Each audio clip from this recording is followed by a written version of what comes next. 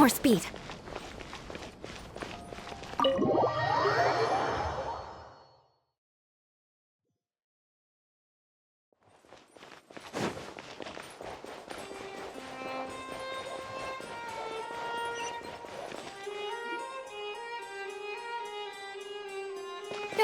You're here! Finally! Is something wrong? Monsieur Durvalette and Lady Farina, they seem to have gotten into a dispute. Please go see for yourself.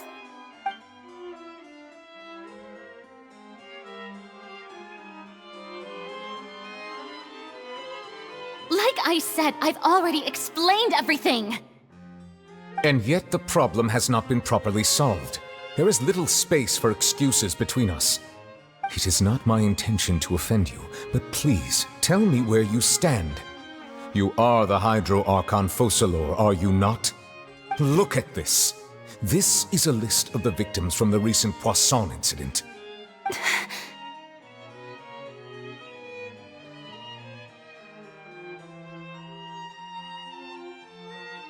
You mean...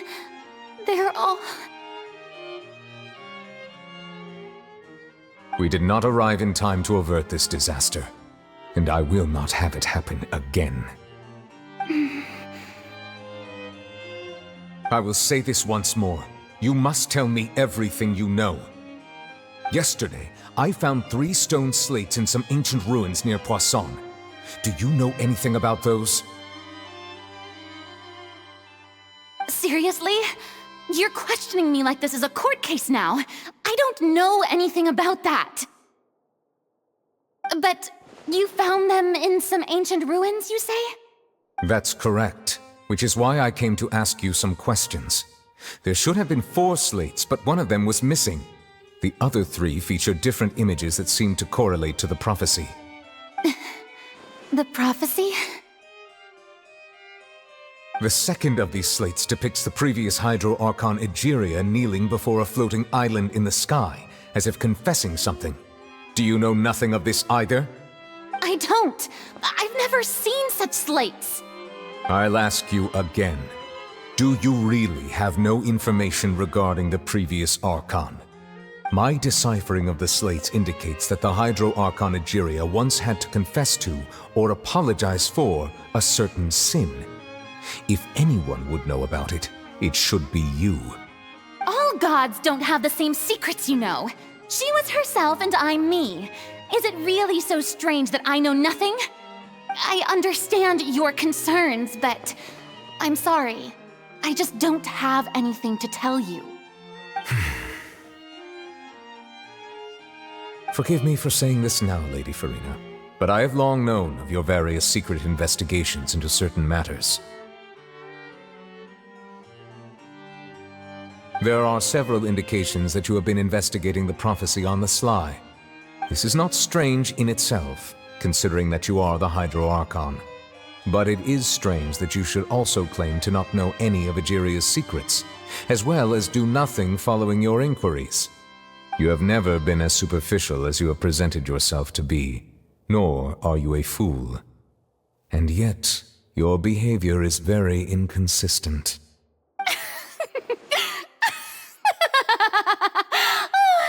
So you've been watching me all this time, have you? I didn't think you were that type. You... Well, since you know about my secret investigations, then you should know I'm actually working to take care of it. There's no point questioning or suspecting me. You're the Eudix, but you're still my subordinate. You should be following my lead. Just trust in me, you're Archon, and do as I say. Never mind whether you can truly convince yourself to or not. It'll all turn out fine. That's all I have to say. We do not discuss this matter again. Oh, the opera's about to start. Toodles!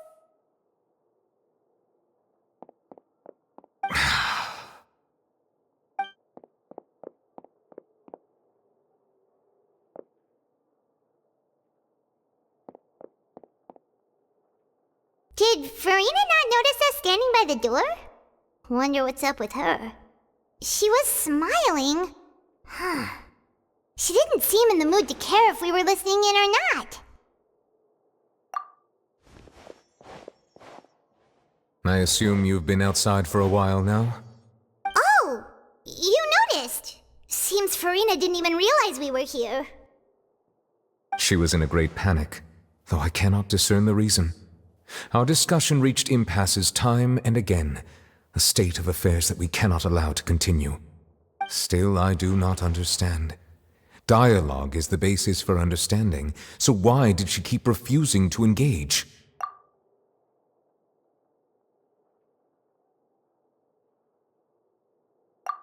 Everyone in her inner circle has noticed that she is hiding some secret. The issue is her attitude. I fear that she will not reveal anything unless absolutely forced to. We may have to create a situation in which she will have no choice but to speak. Oh? Like what? Normally, people will only reveal the truth when standing trial. Perhaps we must have the Hydro Archon experience just such a scenario. But Farina's seen so many trials, and she's really good at dodging questions. How do we make sure that she won't just slip away at the first chance she gets? We will need to consider this thoroughly, join forces with various parties, and then do what we can. If at all possible, I would prefer to recuse myself from this affair, but we must prevent the prophecy from coming to pass.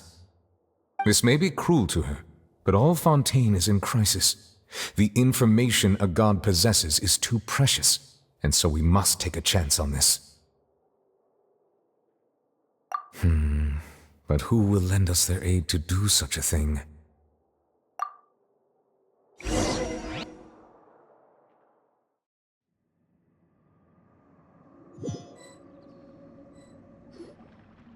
Well, that's everyone, huh? Speaking of which, it was pretty smart of you to think of hiding here.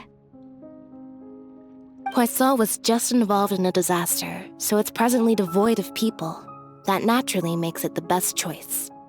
And here you are drinking tea like it's the most natural thing in the world, huh? That's what family should do. Sit and enjoy a leisurely time together. It's nice to enjoy tea here, you know? Care for a cup? Lend me your ears, everyone. Or perhaps one of you might like to start us off. How about you, friend? Me? No, I don't think I can. Then, how about you, good sir? I fear that I will cause the mood on this boat to become as somber as it is in court. Well then, I guess we're lucky we've got a local like me to organize things. Wonderful, the spotlight at last. I guess I'll be facilitating things from here. That was a little long-winded, don't you think? Oh, you might be right. Anyway, to cut to the chase, our friend here, the Traveler, has brought us together to discuss something. As for what that is, well, let's start by saying that we'll be pooling our efforts together to create a series of traps. Oh, how intriguing. Well, it's just an expression, really. One that I just learned from Chlorand, and used on the spot. So, let's invite her to explain in detail. A round of applause, please.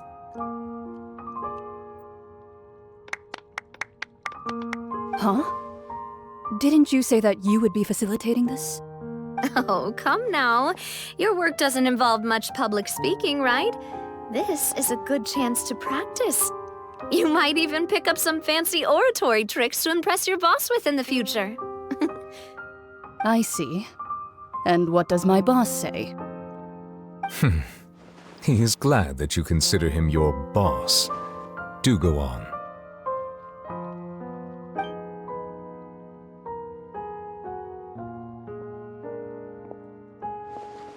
In that case, do any of you have experience hunting? Not that I recall. Fremine and I once used a wooden stick in a basket to catch wild rabbits when we were younger.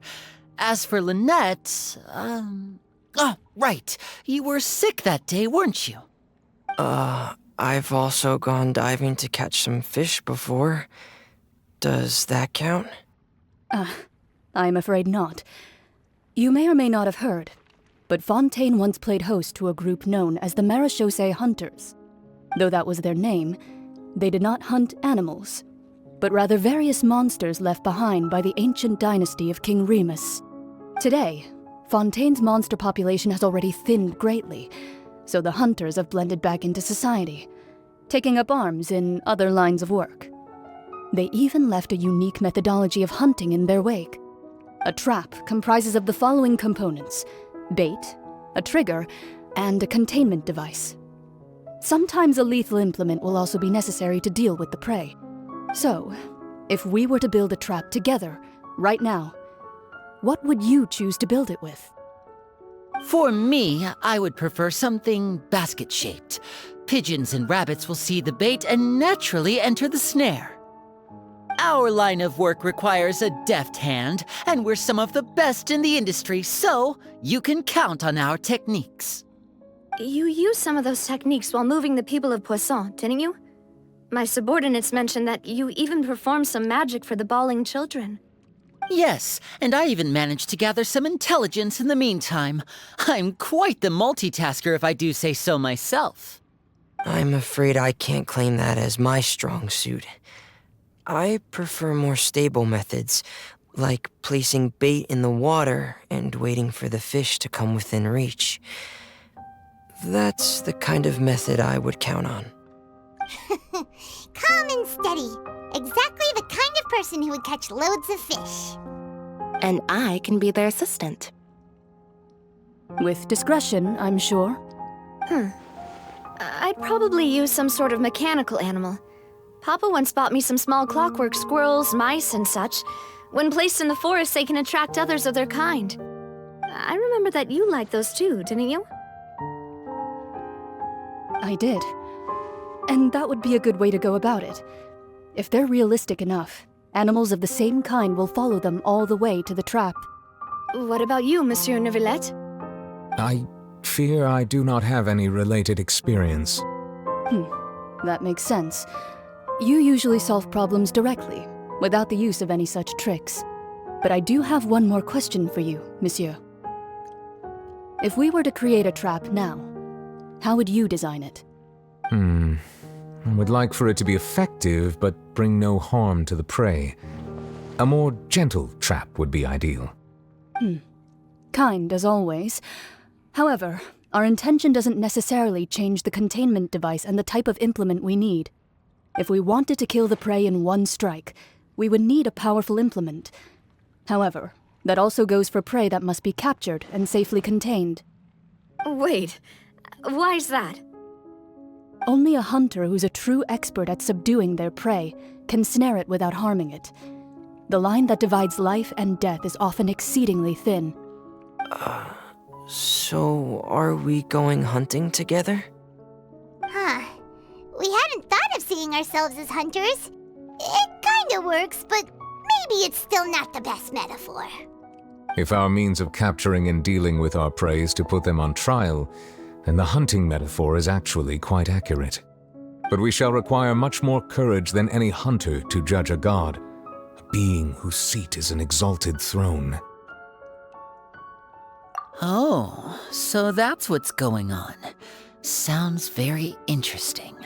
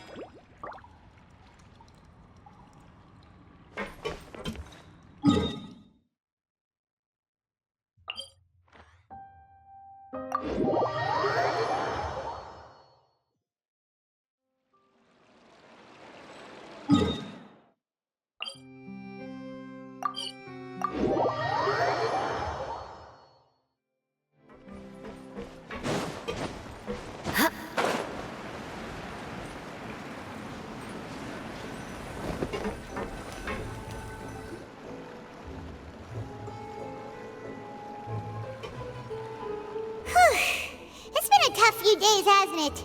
So much has been happening. Paimon didn't think the meetings would go on for so long, but everyone seemed pretty fired up, huh? Paimon thought they'd be at least a little frightened. Well, Fremine was, now that Paimon thinks about it, but everyone else just looked a little surprised.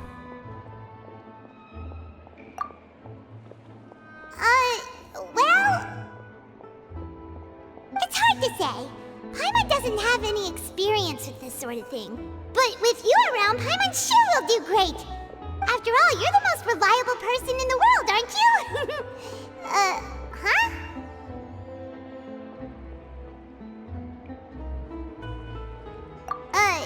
Did you just pour some tea? Paimon didn't notice you doing that at all. Then what's that? Paimon's never seen that cup before. Don't be frightened. I'm just joining you two for tea. I merely refrained from saying anything till now. Who's that voice? But there's no one here. Ah, have you forgotten me already? Wait, you are familiar. You're the voice we heard from the sky in Sumeru. The voice from the sky, I fear that description is wrong. Though, not completely wrong. You're feeling lost now, just as you were feeling previously. I sensed that confusion and thus came to you. Guiding people is an irresistible hobby of mine, after all. Consider me a passerby, just accepting a commission from my friend's disciple on a whim. The prophecy. Yes, what has been prophesied will be fulfilled. You may view such things as the history of the future. What? Then is there any way we can stop it? I believe you have witnessed a failed attempt with your own eyes. Can everything in Teyvat so easily be changed? Ah, so you've caught on. Just as prophecies are usually only the future as seen from the perspectives of the gods, could things be happening in hidden corners where the gods' gaze does not fall? Are the things that you shall see different from the fate that the gods perceive?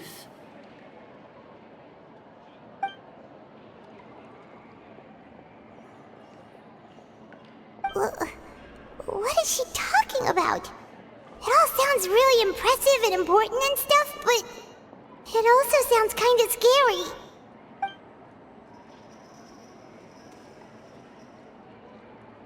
I believe that you understand, right? Some things are insignificant, but others you must reach out to change. Ultimately, fate shall serve as your only guide, no matter what will happen in Teyvat's future. All you need to do is to play your part. This was good tea, by the way. Thank you for your hospitality. Well, that'll be all for today. The voice. It's gone.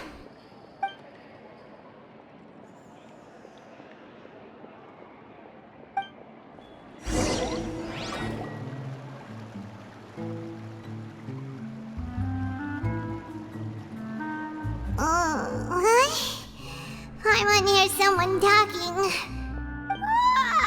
All right, coming. Hey, it's you who's getting lazy, okay? Well, I see I've walked in on some lively banter. Luna!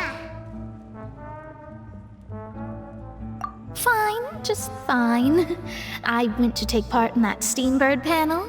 It turned out to be more interesting than I expected. Not all Fontainians are pessimistic about this. One journalist mentioned that sitting around and waiting for the Inn to come would be wrong, and that they should make their own rescue preparations. I agreed, so we had a brief chat with her. Did she have pink hair by any chance? Why, yes, it was Charlotte. I assume you've heard of her, no? That daredevil journalist? I'm in full support of her view. Prophecies are very important, but how can people allow their lives to be commandeered by just a few words? That's right! Paimon's glad to hear something sensible for once. Ah, yes. About what we had discussed before. I did try, but I'm afraid I couldn't reach the old hag. I'll try again tonight, but I wouldn't get your hopes up. Huh?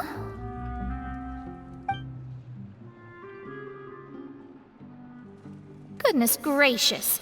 Are you serious? She said that even the god's gaze has blind spots. Pretty bold if you ask Paimon. Most people would believe the gods to be all-knowing, right? The Hexen Circle members are certainly anything but ordinary. As for the mage named N, the old hag has mentioned her a few times. She said that N's sense of direction is incredible, and that she loves guiding those who are lost. But I've never met her, and if she were still alive, she'd be...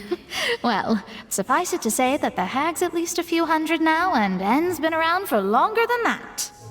Whoa. The Hexen Circle sounds like a scary group. But they must really stay in shape to live so long. Their abilities alone are pretty terrifying. If she came to see you personally, then the problem you're facing must truly be of great importance. Well, it's not like Paimon could understand anything she said. Yes, she was quite cryptic, but I suspect she means that there is still a way to turn things around.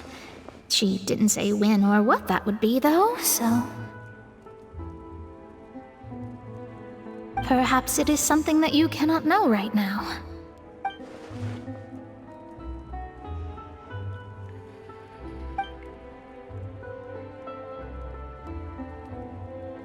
Traveler, Paimon, are you two all right?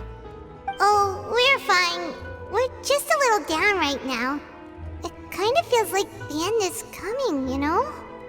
I see. I feel that same sense of desperation, too.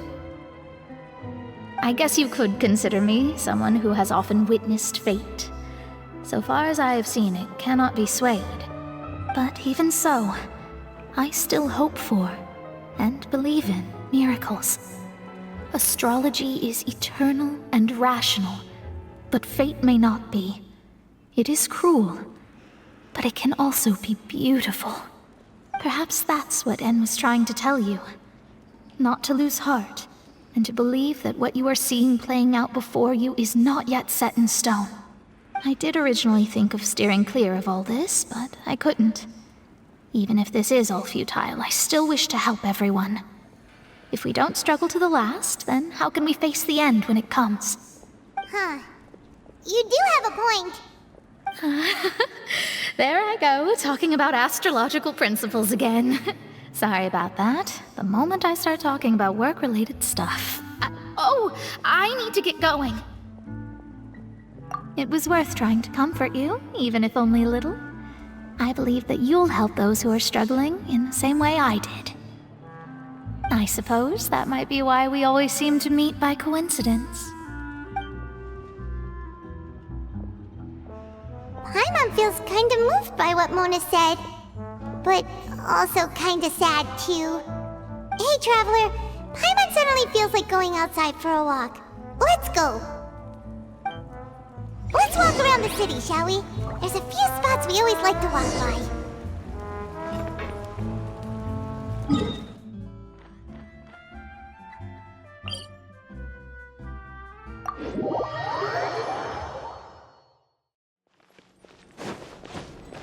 Time to scout.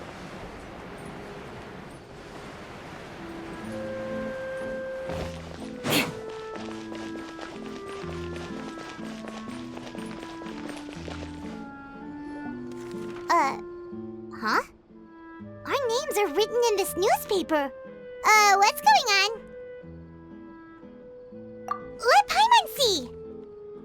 The underwater stronghold, the Fortress of Meripede, has continued in its noble autonomy, but that does not mean that others cannot interact with it. My recent attempts to enter the fortress bore little fruit.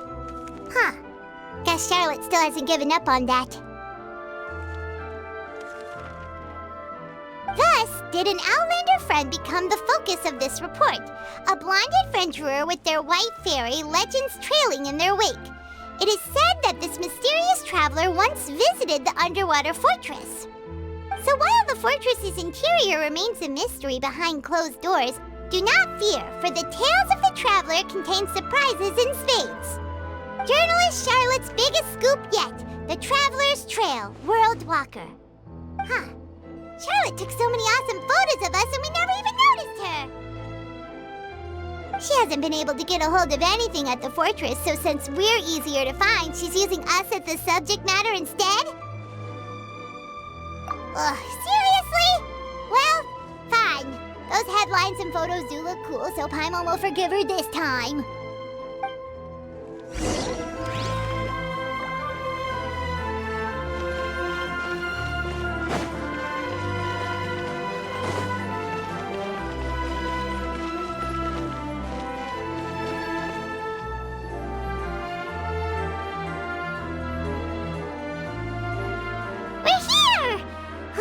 Paimon's hungry. Should we go in and get something to eat?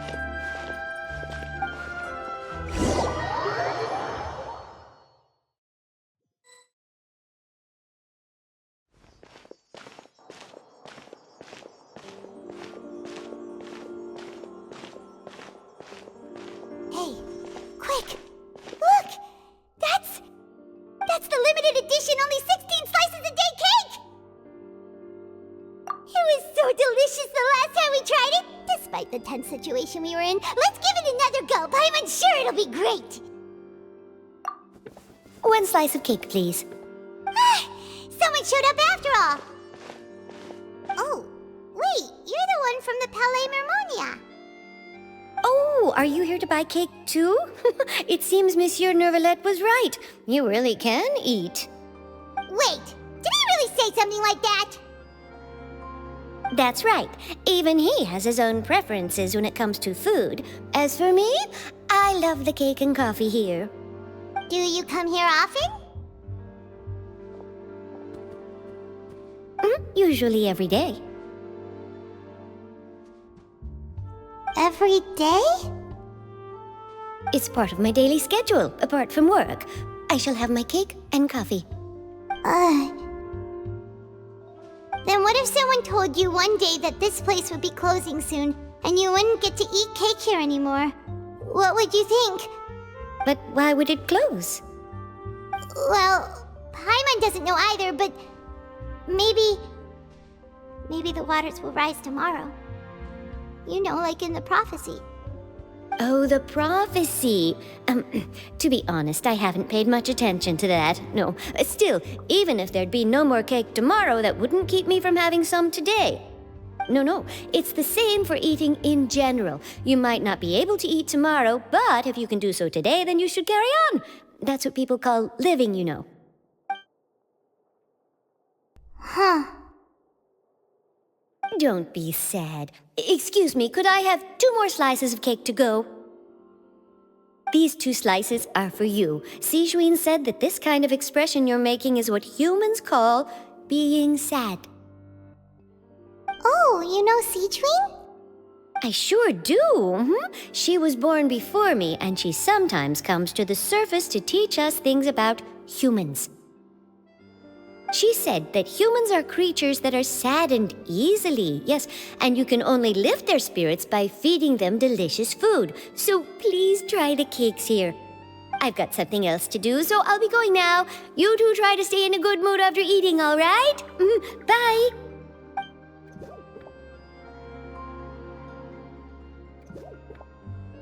And there she goes. All right, let's dig in. I'm unsure this cake will be delicious.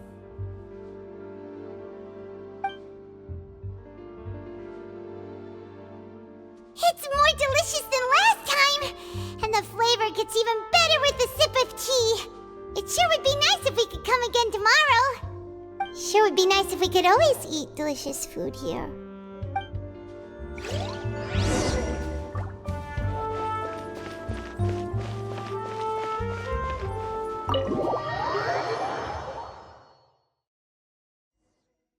Oh, we're near the steamboat secret office. Let's go look for Charlotte and have a chat.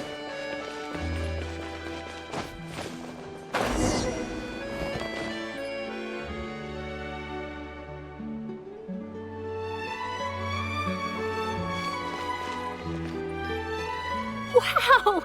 If it isn't the Traveler and Paimon! Oh, have you seen the article I wrote about you? Ha!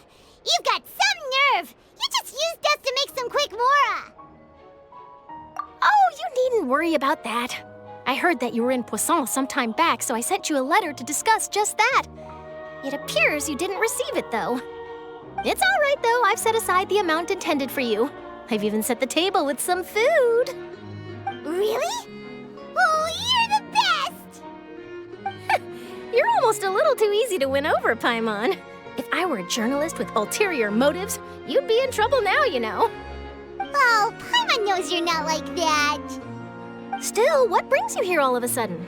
Were you looking for me? A friend of ours met you a while back, and when she mentioned it, we thought of coming to see you. Her name's Mona. Ah, so you know Miss Mona as well. She's a guest columnist for our paper. Really good one, too. She's so young and already such a brilliant astrologist. So she mentioned me? What did she say? She said that you're a real daredevil of a journalist. Nice. In which case, can this daredevil journalist dare to request an exclusive interview with the legendary Traveler and Paimon? Huh? So your article in the paper today doesn't count? Oh, of course it doesn't. That was more like live photography. What I'd like to do is dive deeper and ask you to talk about the things you've seen and experienced. Yeah, are we even qualified enough? Why not? If I say you're worth an interview, then you're worth it. But not right now, of course. I'll need a few days to prepare. Oh, in that case, we'll just chat when you have the time then? Oh, so that's a yes? Ooh, splendid! I'll tell the editor-in-chief immediately. I'll have to apply for lighting, a venue, some props, and... Whew, so much to get done now. Talk to you later.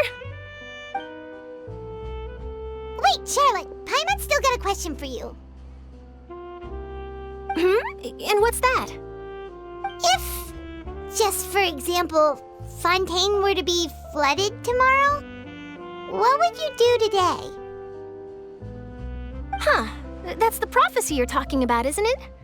I mean, I do hear about it often, but I've never once thought that the day could be tomorrow. If you're seriously asking, then I might try and think of a way to leave Fontaine. Oh, but I'm still a journalist first and foremost. That means I have a duty to be reporting from the scene. And secondly, I wouldn't forsake my homeland that easily. From what I've seen, most people don't know what they'd do should the worst come to pass. In truth, it might be better just to behave like normal rather than worry over such an end. So in all likelihood, I'd probably still be prepping at the office for that interview of ours. I know what you're thinking. That sounds a bit sad, but I've always believed that it's best to do what you enjoy. Just think about it. If this nation really were to be suddenly destroyed tomorrow, but I still successfully finish an exclusive interview with a truly unique person, then the story I would wind up writing would truly be timeless. And then do you know what I'd do? Well, I'd write that story, send it for printing, and use messenger pigeons to get copies out to the various nations as soon as possible. I'm not a dreamer, nor am I a workaholic, but I do love my job, and I'd be proud of leaving such an article behind. I guess you could say that I was born to be a journalist. But anyway, that's my answer. And on that note, I'll get back to my preparations. That's so nice. All of a sudden, Paimon actually kinda envies her. Anyway, let's go and take a look at the sea, shall we?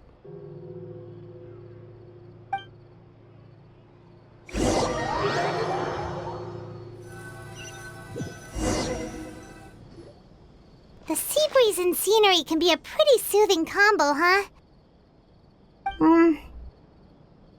Paimon's been thinking. If it wasn't Fontaine, but all of Tevat that would be destroyed tomorrow, where would we go and what would we do?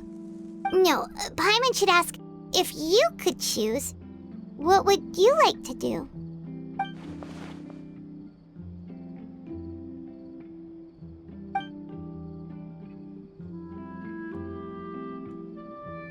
We've always been moving to the next destination, so we haven't spent much time thinking about these kinds of things. We didn't have to either, with us always being on the road and whatnot.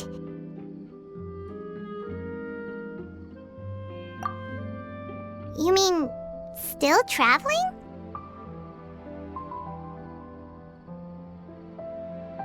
Huh. Wait, isn't that what we've always been doing?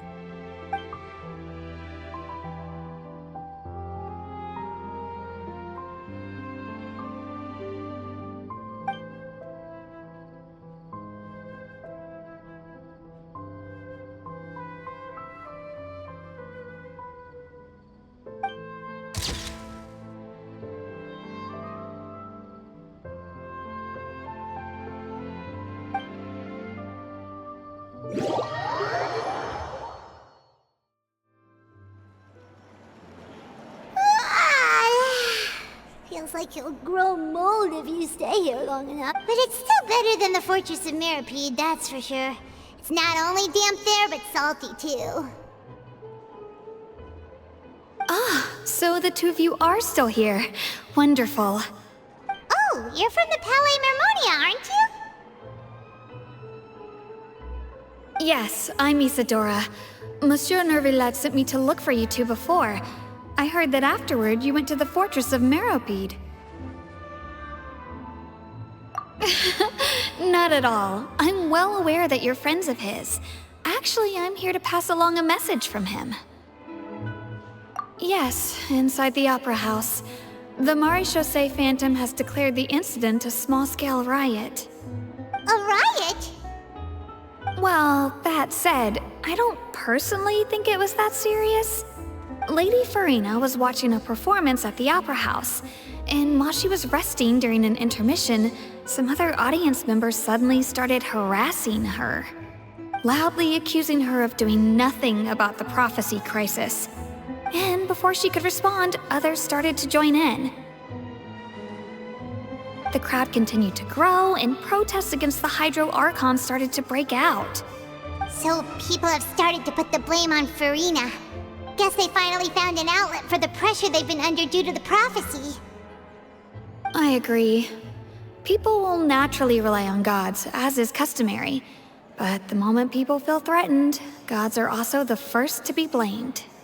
So what happened after that? Is Farina okay? Seeing that the situation was spiraling out of control and that further argument was pointless, she claimed that she'd gotten tired of this and left in a hurry. The Maréchaussée Phantom had their hands full maintaining order and did not catch where Lady Farina had gone. Only when things had stabilized did we realize that she had gone missing. So, you mean she's still missing? That's right. The Maréchaussée has dispatched many people to search for her, but we don't have any leads yet. That said, I don't think there's much to worry about. She is a god after all. Even if she were to fall into the hands of rioters, what could ordinary people do to her? Good. Monsieur Nervillet sent me to tell you about the situation, but he didn't say anything else. Don't worry, this is more than enough to go on. Thanks for keeping us informed. Ah, is that so? Well, all right then. In that case, you two take care. I'll be heading back to the Palais now.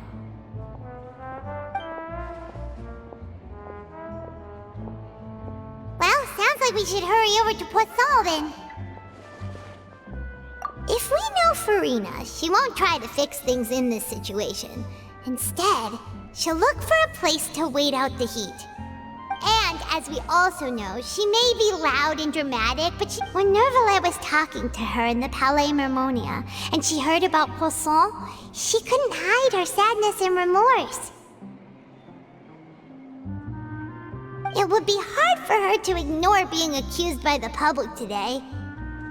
Paimon thinks Farina's probably taken the opportunity to slip away to Poisson and try to relieve the sense of guilt that she's feeling. Huh. Well, what do you think? Paimon knows the answer, of course, but Paimon can do the analysis to back it up too. Cool, huh? In that case, there's not a moment to lose. Poisson, here we come!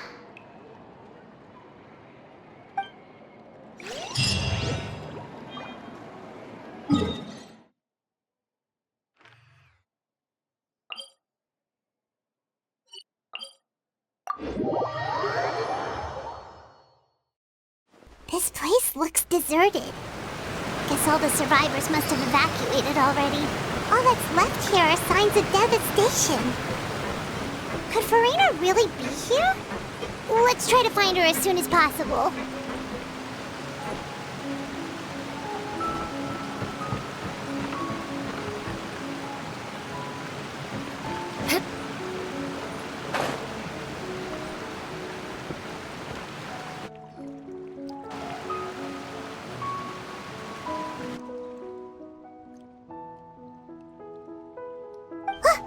That's Farina, right over there.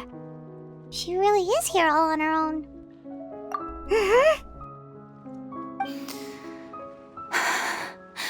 Should I just give up? This is all meaningless. What was meant to happen did happen after all. Everyone's dead. I'm sorry. I am so sorry. Give up, Farina. There's no point in holding out. I'm sorry. But what can I even do other than to repeat meaningless apologies over and over? Who's that? Don't worry, Farina, it's just us.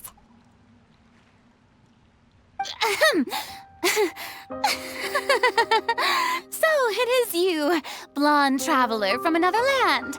Why, I almost thought you were someone from that mob of my ignorant subjects, come to kneel and beg for my forgiveness. Farina, you were crying just now, weren't you? The tear stains on your face are obvious. What do you mean, tear stains? Oh, I remember. The show at the Opera House earlier this morning was so moving. I'm still trying to process it. Who did that uncivilized rabble think they were, disturbing my enjoyment of the arts? They even dare to tout their Archon. I must teach them a lesson. I can just imagine their twisted and frustrated faces once they realize that I'm nowhere to be found. Oh, and I'm sure Nouvellette and those people from the Maréchaussée Phantom are freaking out right next to them, too.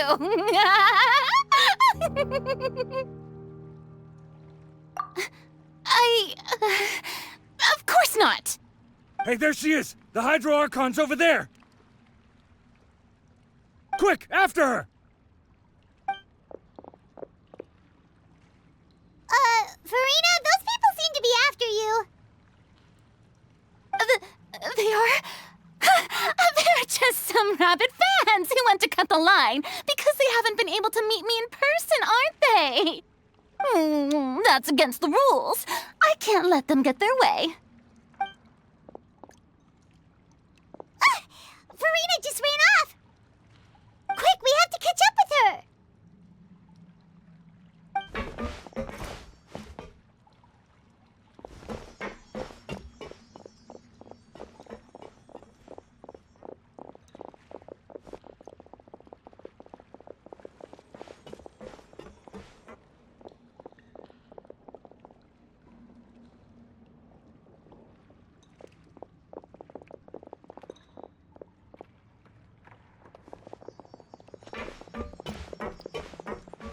This should be the place, right? Hey, Farina!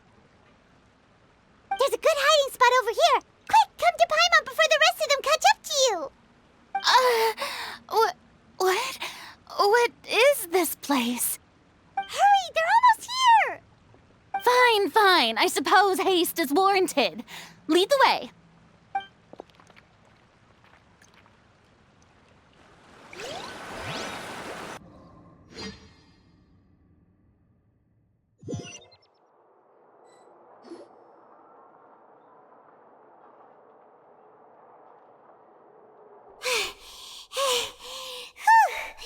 Paimon's exhausted.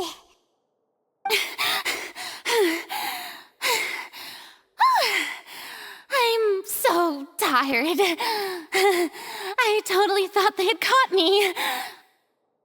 No, I mean, I merely gave in to the sheer enthusiasm they displayed.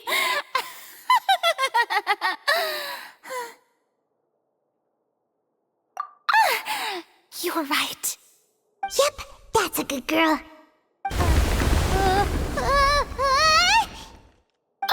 What's happening? The ground's shaking. Is it an earthquake? Yeah, a quake of this kind preceded the flooding in Poisson, didn't it? It can't be. It's happening again. Well, there's no need to worry too much about that. Novelette's made some emergency plans, so the evacuation should go a lot smoother this time. Yeah, I hope you're right. But the people of Poisson, they've already...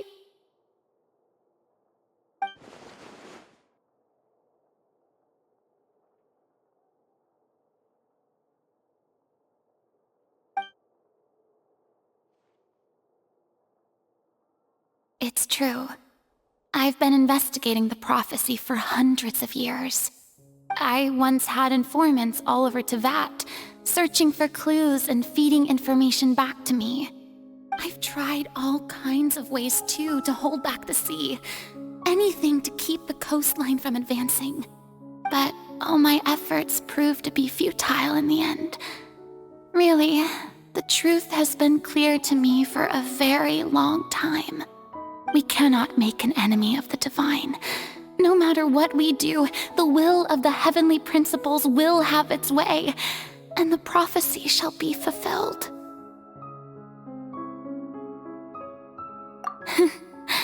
Give up. I do love the sound of that phrase. It would mean finally coming to terms with fate, but also for me to finally be free. Indeed, I've thought about giving up so many times, especially after we almost lost Poisson. Fate is really unreasonable, isn't it? It has no heart and obeys no rules. The prophecy has only just started to come true, and so many people have already lost their lives. But just now, it all became clear to me. I still don't have the right to come to terms with fate on behalf of everyone else. As long as the final moment hasn't come, it's still not too late. Don't worry. I will keep hope alive for everyone until the very end. Well, that's enough for now. I got the impulse to play the stricken maiden, but honestly, considering my rank and station, that wasn't a good fit at all. Don't take any of what I just said seriously. How could I possibly let Fontaine fall to the whims of trivial prophecy? Come on! Paimon could have sworn you were actually being honest just now.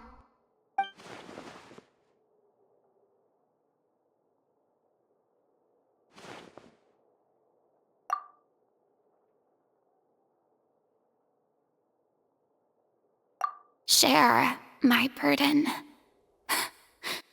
That's impossible. It was fated right from the start that this would be my duty alone.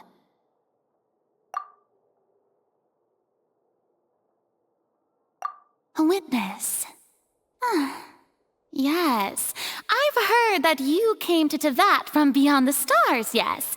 In other words, you never belonged here. And if Tevat is, in its entirety, a show on a stage, then you're just a spectator, aren't you? If that's the case...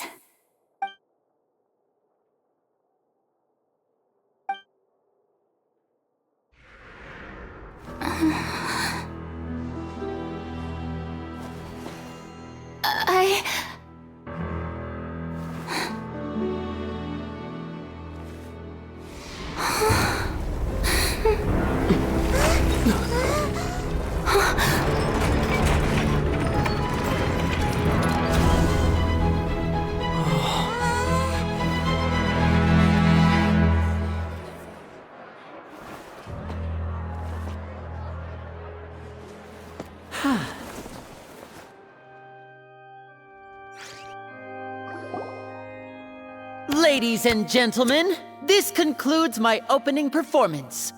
Now, without further ado, we may proceed to the trial of our god. So this is what it is. Yes, you deserve praise for the effort you took to raise the dramatic stakes. Do not forget, however, that I am Focalor, the god of justice, the embodiment of justice itself. Does it not strike you as even the least bit absurd to bring the very concept of justice to trial? May I interpret these words as your refusal to stand trial? In that case, you will have the opportunity to defend your honor through a duel. You would draw your blade against a god? I see. It seems like you have made up your mind.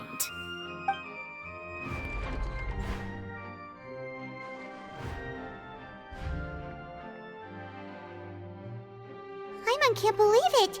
She just surrendered. What the heck is going on? Did I just see an Archon surrender to a human? Wow, how utterly humiliating. Lady Farina, what is the meaning of this? Shh! It would seem that there has been a misunderstanding. To be clear, the raising of both hands is not always an indication of surrender. Looking for excuses again, huh? I raised my hands just now to indicate my acceptance of the trial. No duel shall be necessary. I will admit that I've been running away for a long time. I'm sorry, everyone. I was unable to protect the people of Poisson. It is my duty to stand trial for my crimes. You are not the only ones to be disappointed in me. I, too, am exceedingly disappointed in myself. But now, it is time for the Hydro Archon to show you her courage and resolve. I, Farina, will use this trial to show the world the true meaning of justice! This time, I will protect you. Applaud and rejoice! One of the most outrageous and fantastical arcs known to the opera epiclese is now unfolding before your eyes. Mark my words, this shall be one of the most exhilarating and brilliant shows ever to grace the stage of Fontaine! The trial of the Hydro Archon, Focalor, will now begin! Woohoo! Oh, now we're making history! Why does it feel like Farina just took over the whole thing? Like, come on! Didn't she just get forced to stand trial for her crimes? Also, even though she's still acting super dramatic, she is taking this seriously this time, right? All right, then. Who will be my opponent in this trial? The court asks the prosecutor to please take the stand. Is that so? Very well. Then please speak, witness of Tivat, my accuser and fated opponent.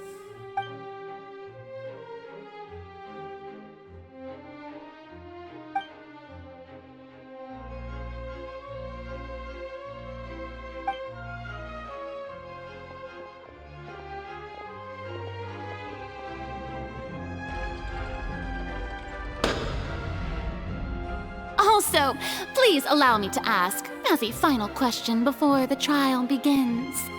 Just how much work did you do to force me onto this stage?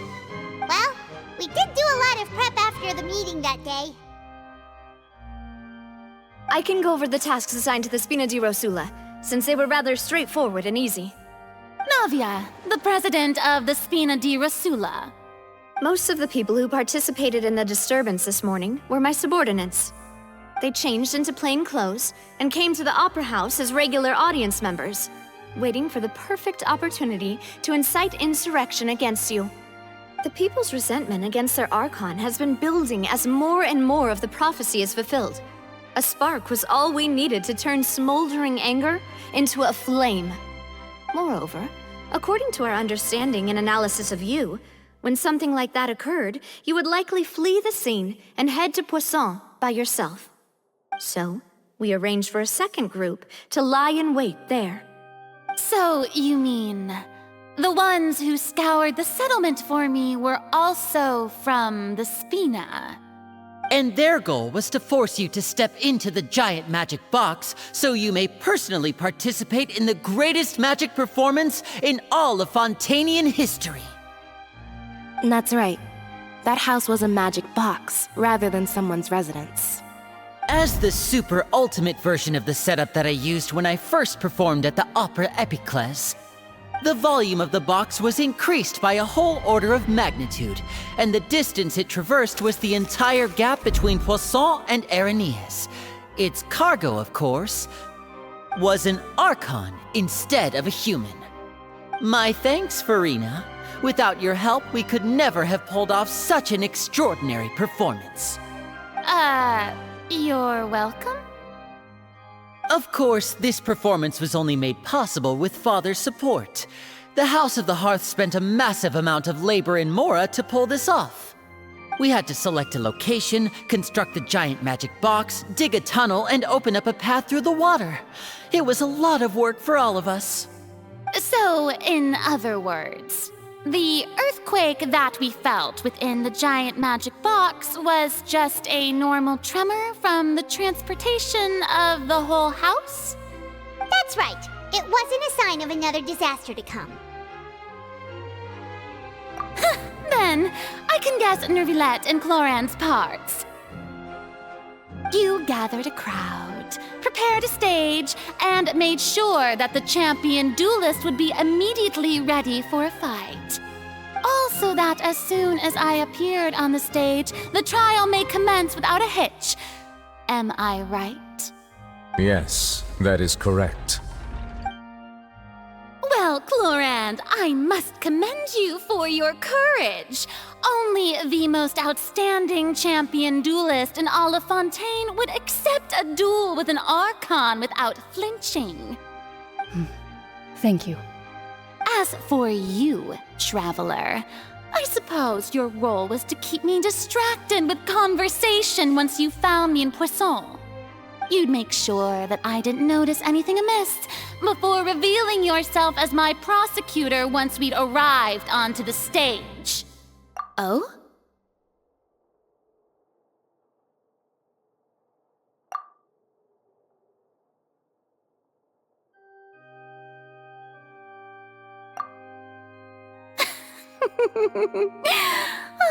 Is that so? Then I suppose I must have missed my final chance. It's fine. It matters not. What's done is done. The stage is already set, so there's no reason to disappoint the audience. Let's see this trial through to the very end.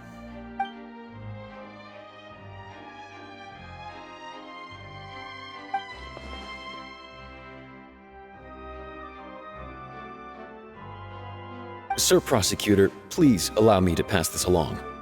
This is a document that Miss Charlotte applied for and received permission to share with you during the trial. According to her, it should speed up the proceedings. Huh? Charlotte wanted to give us something? Oh, so she's here too! Hey, Charlotte! Oh, let Paimon see. Isn't this the exclusive interview that she did with us before? So she's already finished it, huh? Wait, then that means this document is a perfect timeline of everything that's happened ever since we stepped foot in Fontaine! So in other words, we can refer to this anthology of evidence every time we want to use something from our journey as evidence for an argument! Let's quickly confirm the information in it. Just think of it as a refresher, alright? You defeated the Hydro Archon in the very first duels you took part in at the Opera House. That's one for the history books, all right. I didn't think that you'd wind up getting to the bottom of the case I'd been following all this time. I guess you could also see this as a happy coincidence. This is the first time Monsieur Neuvillette had a difference of opinion with the Oratrice. Even the Hydro Archon can't figure it out. A Fatui Harbinger. She's an extraordinary person. Her instinct must mean something.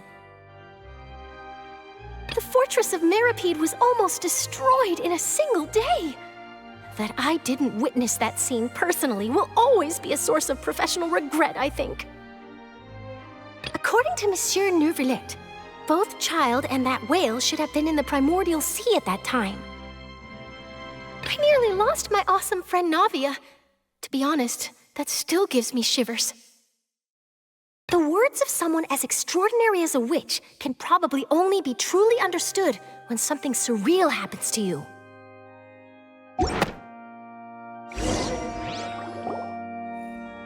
The prosecution and the defense are both in position. The trial shall now begin. Oh, come on, Neuvillette. There's no need to repeat all the unimportant legalese. Just fast forward to the part where the prosecution lays out my offenses. As the defendant and the lead actress of this performance, I still haven't even been informed of my supposed guilt in all of this. Of course, it is only natural for humans to struggle to understand the actions of a god. However, you will need more than that to convict me of a crime. That's true, but my charge here is unrelated to your conduct as an Archon. Instead, I would like to charge you as a fraud who's never been the Archon in the first place. Wait, what was that? Lady Farina's a fraud? Hey, I came here thinking that we were going to try the Hydro Archon for forsaking her duty, but did I hear that right? She's not our Archon at all? Charge accepted. Lady Farina, do you plead guilty to the charge?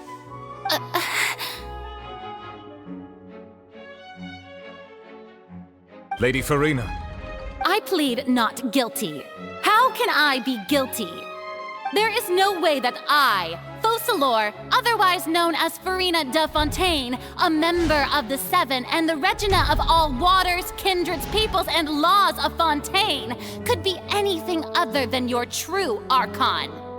Yeah, even though Lady Farina can be rather eccentric, isn't it going too far to doubt her very identity? Yeah, I've never questioned her identity either.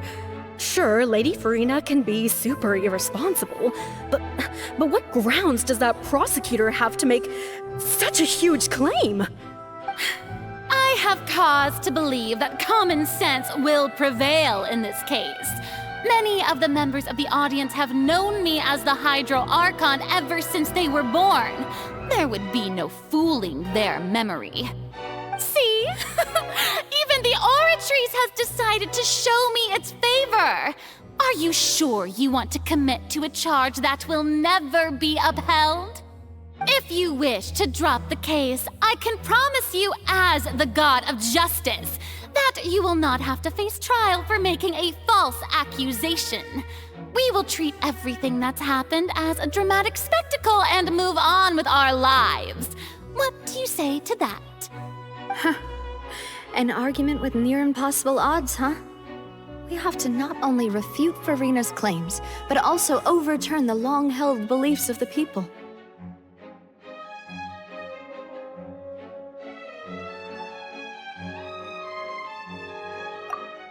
Well, I tried to give you the chance to surrender.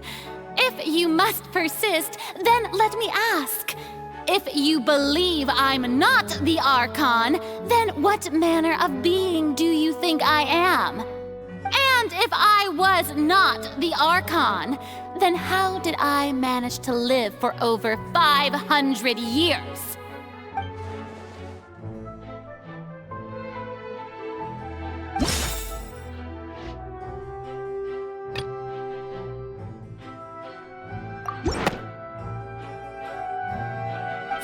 of all, you may be a member of another long-lived race, which would allow you to naturally possess an extended lifespan. And second of all, even if that wasn't the case, there could be other ways to extend your life. Who gave you that idea? Was it the knave? You'd sink so low as to use a harbinger's words against me. A curse? I once thought it possible that the aura of an Archon might naturally resemble a type of curse. But in light of this claim, perhaps what I sensed was not your divinity, but a curse after all. You sensed it too, huh, Neverlet?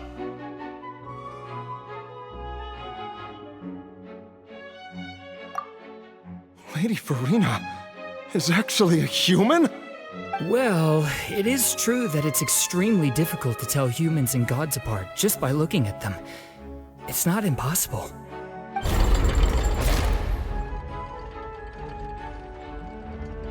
Well, don't start celebrating too early now. Even if I have been carrying a curse like you said, how does that prove that I am merely a human being? Besides, everyone knows that the main difference between a human and a god is the possession of authority. Gods can do what humans cannot. That's why they're worshipped as gods. For centuries, manifestations of my authority have served the nation of Fontaine. One need only to turn their eyes towards the Oratrice Mécanique d'Analyse Cardinal in this very opera house, or consider the indemnitium that is used in every aspect of life.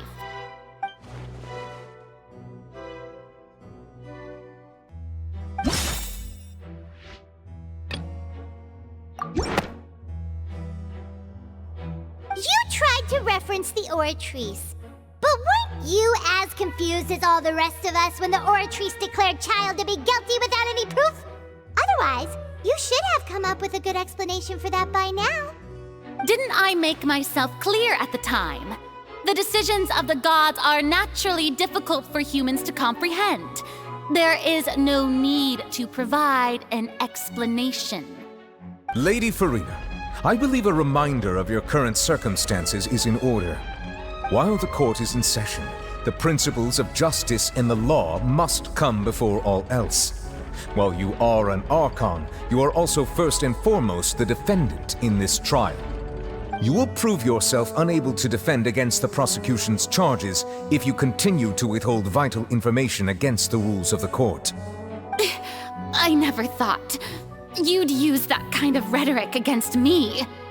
That was no trick of rhetoric, Lady Farina. I've merely reiterated the rules of the court. Rules that all should respect and follow. So, you neither knew why Child was declared guilty, nor did you understand the structure and operations of the Oratrice. Instead of having been created by you, the manifestations of authority you mentioned have been made by the real Hydro Archon, haven't they? The real Hydro Archon? Well, now you're really losing me. It is true that I did not know why the Oratrice gave out a guilty verdict that day.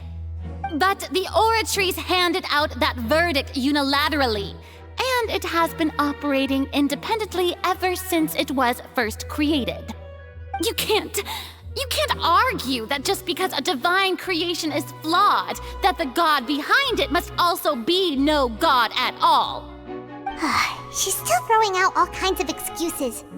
Seems like she's confident that we won't be able to produce proof that she has no power over the Oratrice. My power as an Archon.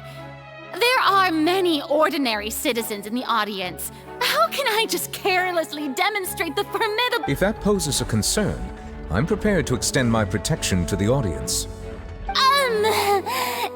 You don't need to go that far.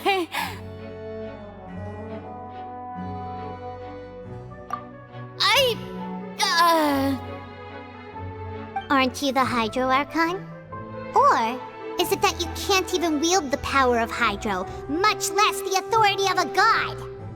Indemnitium! Yes! It's all because of Indemnitium! all Archons derive their power from the faith of the people, and I've converted the people's faith in justice into indemnitium. Thus did I give up all of my divine power to provide everyone with energy for their daily lives.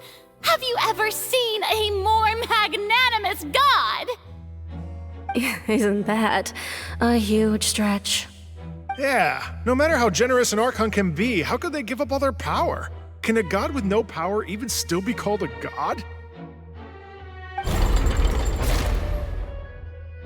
It seems like nobody's buying Furina's excuse. Hey, come now, everyone.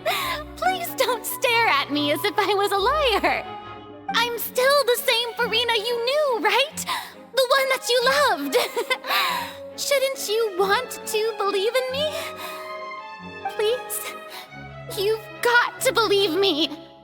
If what the prosecutor said is true, she really has committed a grave offense. Did she deceive all of us? And all of our parents and grandparents too? And all of our ancestors? Ever since they were born? Enough! That's enough. Tell me then, if I'm not the real Hydro Archon, then who is?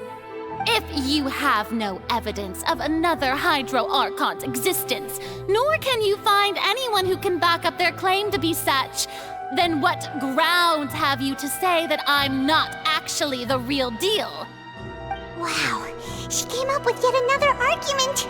How can we refute her now? Seems like she really doesn't want to give up.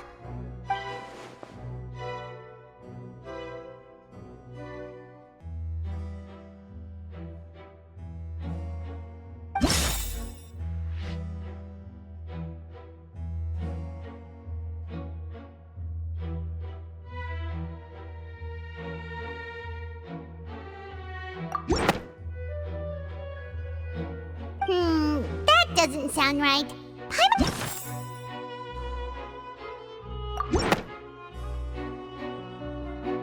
It has been established that all Fontainians can dissolve in water from the primordial sea. And that means... Since you insist on claiming to be a god and not a human, then there's a method that you can use right here and now to eliminate all suspicions of you being the latter. Miss Navia, please apply to serve as a temporary attorney for the prosecution before addressing the court. Though you act in partnership with the prosecutor, you must still adhere to proper procedure. Super sorry, Monsieur Chief Justice. I swear this really will be the last time that I'll speak out of turn. Now, I've brought some seawater from Poisson.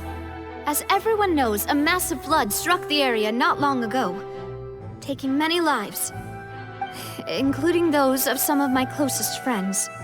So, Miss Furina, would you dare to touch some of this seawater? If we are to believe that you are indeed the real Hydro Archon, touching this seawater would have no effect on you. All it should do is strengthen your case. But if you don't dare to touch it, then we would have basically proved the reverse. Oh, and I must remind you that after the disaster at Poisson, nobody wants to see any more people dissolve. I do hope you'll act prudently and choose the simpler path of admitting guilt. Navia from the Spina di Rasula. The Spina has governed Poisson for many years. I guess her suggestion is valid. If Lady Furina is indeed just a human, she's probably Fontainian like all the rest of us. Would she really dare to try?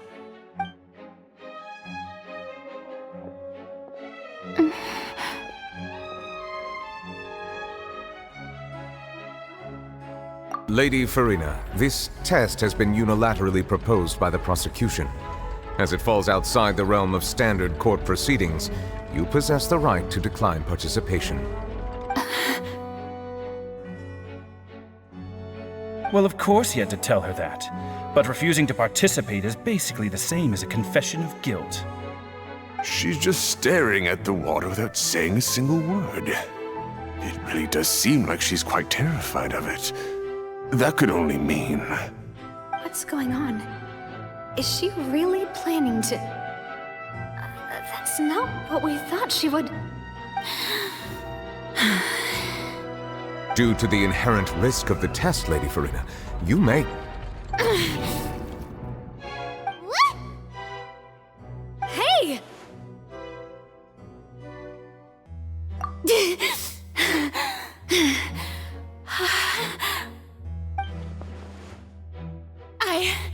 I'm fine! Look at me, everyone! My hand is still here! I haven't been dissolved! Will you believe me now?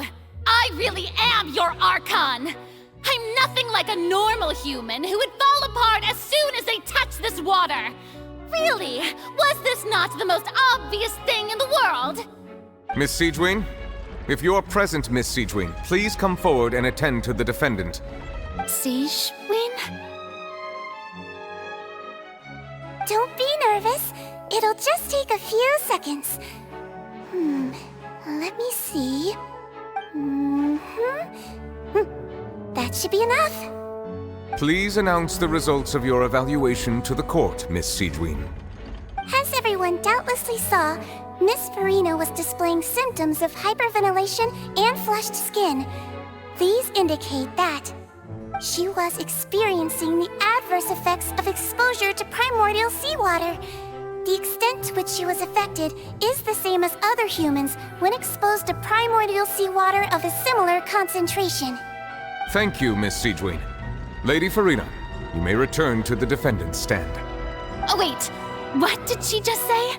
I didn't get dissolved! Shouldn't that be enough to prove my innocence? Well, considering your tendency to run from your problems, we did originally prepare a direct sample of the seawater around Poisson. However, after extensive discussion, we exchanged it for a sample that is not concentrated enough to dissolve an actual human. After all, on the off chance that something entirely unexpected might occur, we don't want anyone else to lose their life to the sea. Yeah, so out of regard for Farina's life, you secured a low-concentration sample and asked the head nurse to serve as an expert witness. It's a great thing that the direct sample wasn't actually used. Farina could have... I can't believe... You...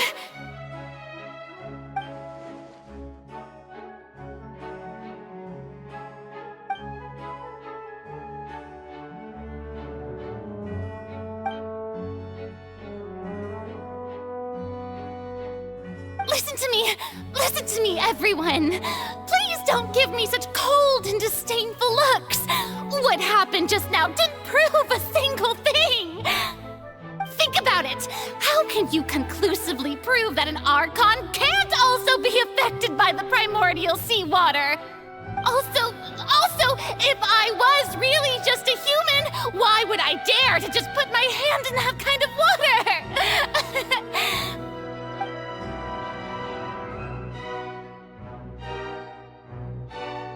Please, everyone, anyone, just listen to me! I swear, I really am your Archon!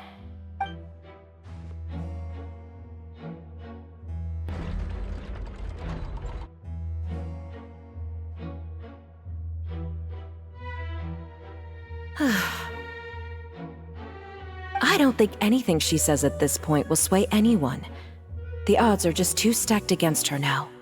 With all the things that have been said, Paimon doesn't think there's any way left for Farina to win. I believe the time for arguments and presentation of evidence has come to an end. If there are no objections, we will move on to the final judgment.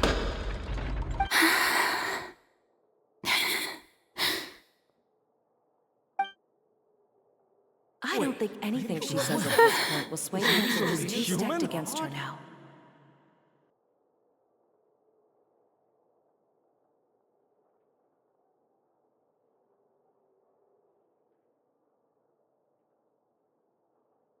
In my capacity as Chief Justice, I shall now render judgment on Farina's misrepresentation of herself as the Archon of Fontaine. As a human who knowingly deceived her fellow citizens, Farina is... guilty.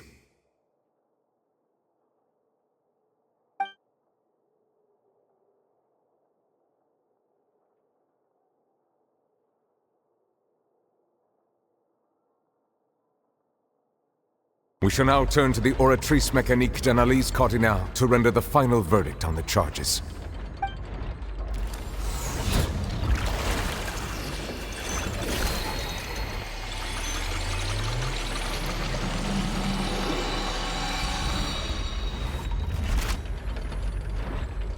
According to the judgment of the Oratrice Mécanique d'Analyse Cardinale, Farina is... Well, what's wrong? What's the Oratrice's verdict?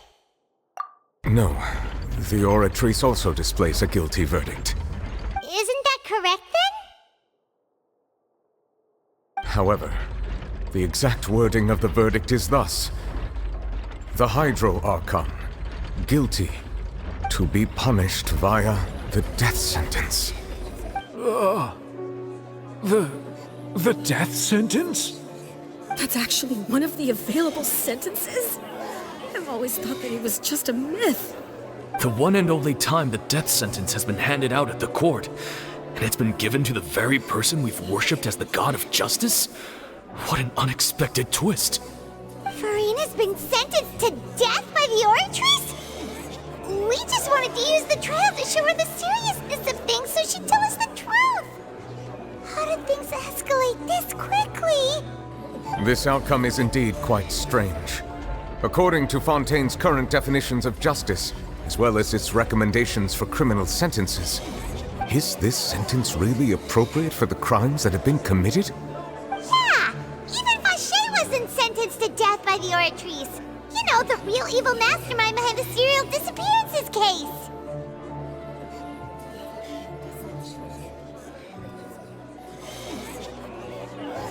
Indeed. Not only is Farina's sentence overly excessive, the very point of our trial today was also to prove that Farina has never been the Hydro Archon in the first place. But now, the Oratrice seems to have deliberately invoked the title of the Hydro Archon. What does this mean?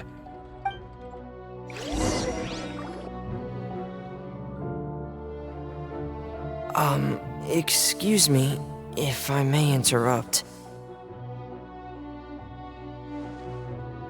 Is the trial still going? Fremine! You finally made it. I assume this means you've completed your mission? Mm-hmm. Any mission Father assigns to me will always be top priority.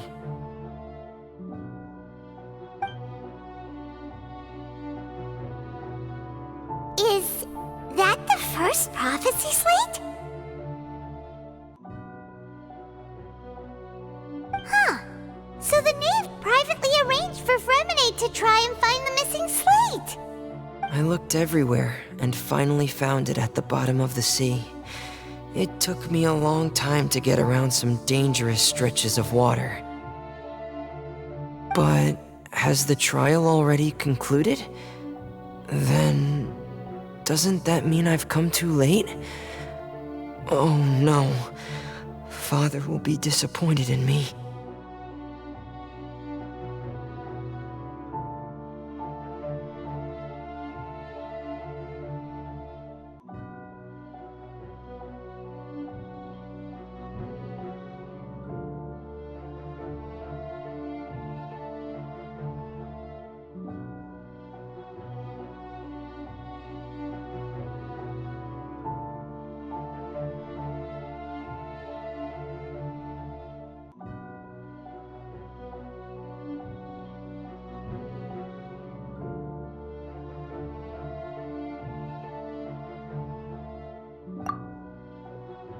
Thank you for your hard work, Mr. Fremine. Please allow me to review the record left on the slate. Traveler, I believe that you have already seen the other existing slates, and would like you to come here and confirm their contents.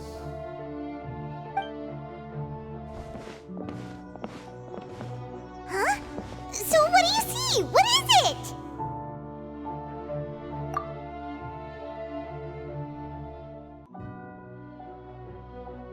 I believe I've now made sense of the Hydro Archon's crime.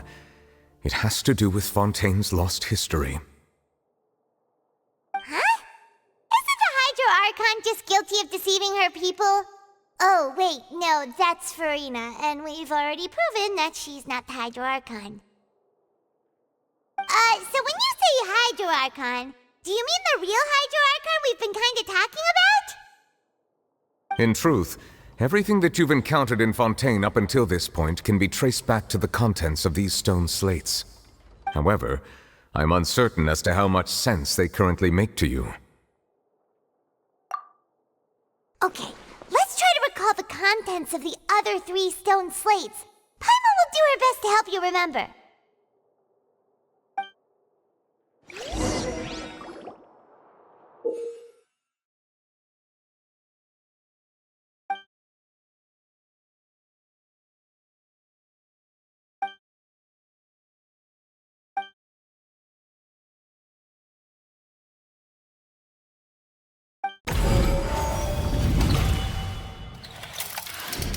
The first stone slate describes what you just said.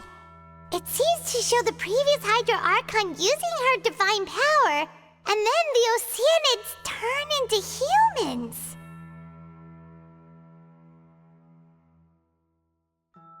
Does that mean that Fontainians are transformed Oceanids? Oh, Paimon wasn't expecting that.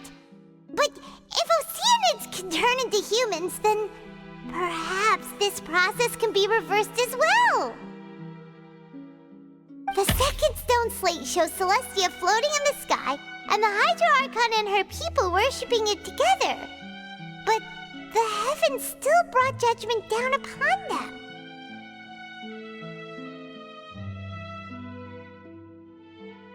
This must be the point when the Hydro Archon and the Fontainians were branded with their original sin. Does this mean that the original sin and the Hydro Archon sin are the same thing?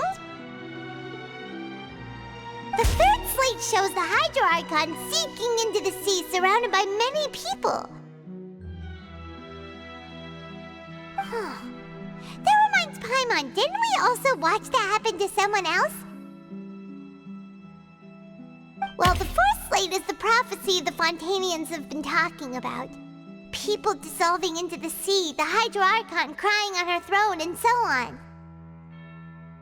We didn't believe that such a crazy disaster could happen at first, did we? But after that incident, it was just a question of when and not if.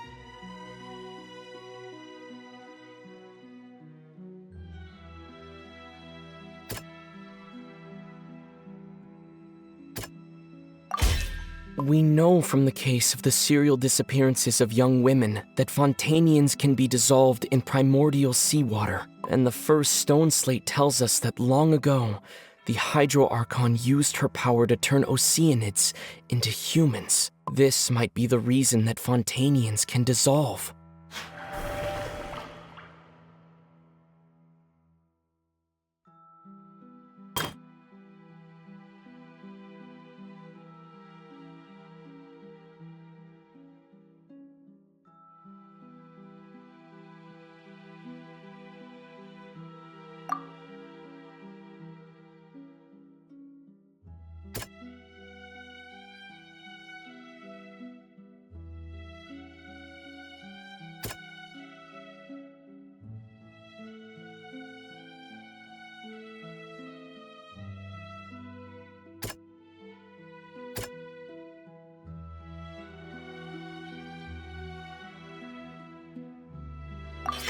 Perhaps what is about to take place has all happened before. The true sin of the Hydro Archon that Nervalet mentioned, and the original sin cast down on the people of Fontaine by Celestia, as recorded on the stone slates.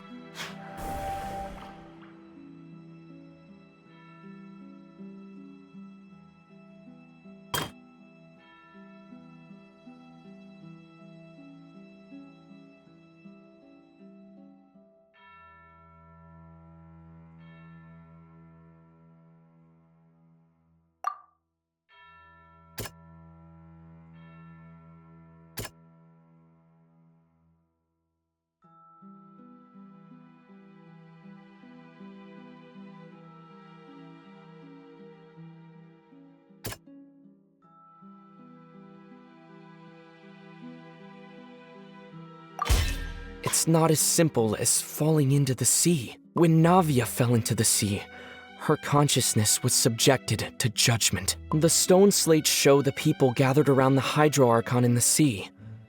Could that be alluding to the same thing?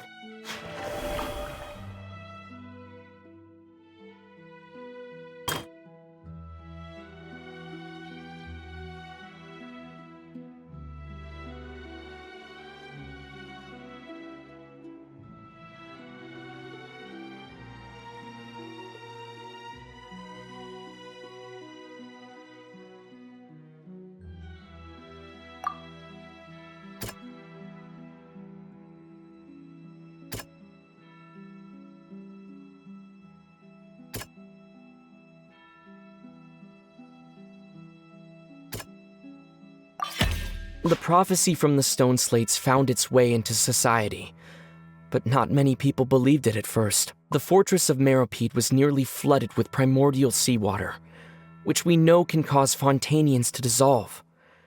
It seems increasingly likely that the prophecy may come true. If we hadn't dealt with it in time, things could have gone very badly. They'll dissolve into the primordial sea but won't cease to exist. Their essence will flow in the seawater, converge, and take the form of an Oceanid. The Hydro Archon was sentenced to death in court, shocking everyone present. Perhaps this means that her sin was actually Fontaine's original sin.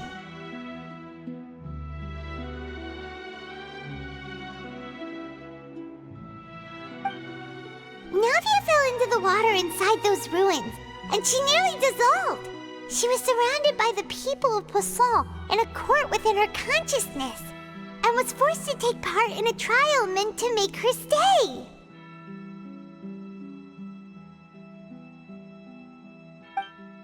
The eruption of the primordial sea at the fortress of Meropide was the surest sign that the prophecy was about to come to pass no matter what. The prophecy's contents can all be verified by recent events.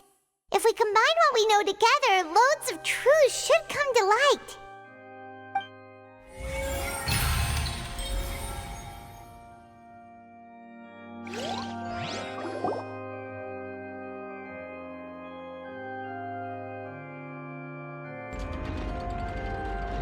Huh? Oh, Paimon gets it now! So that's how you can make sense of it. But then it feels like we're going to have to share some truly shocking revelations. Let's hear them. Incredible. Linny, did you hear that? We're not real humans. All Fontainians were originally created by the late previous Hydro Archon, with Oceanids as their basis. The evidence for that can be found in how only Fontainians could dissolve in primordial seawater, and how all the girls Vacher dissolved were also turned into Oceanids. Oh, and according to Navia, when she was about to get dissolved, she also saw everyone gathered around for a trial, all of them in the shape of Oceanids. Indeed.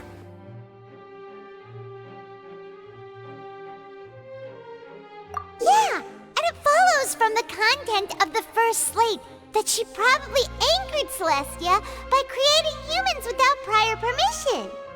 That could also explain why the Oratrice judged the Hydro Archon to be guilty.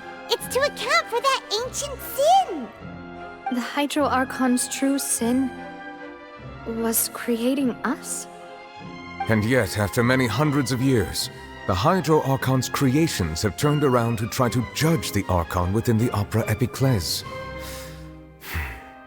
The twists of history are often the most unexpected of all.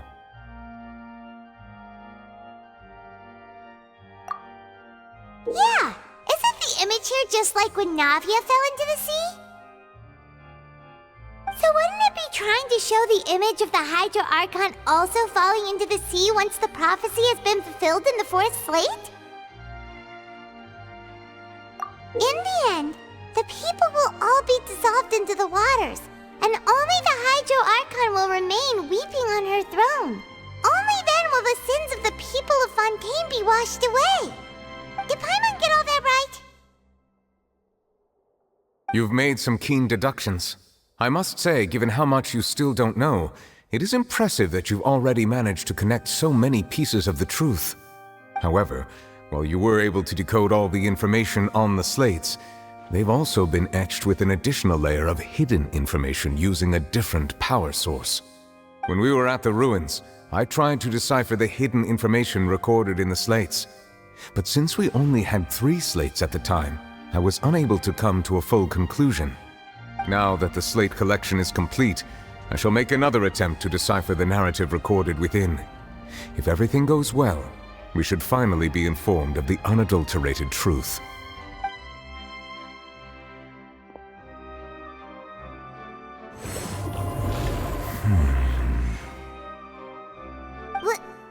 Well?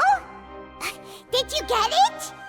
I believe I should share this truth not only with you, but with all the people of Fontaine as well. I will try to briefly summarize it for you.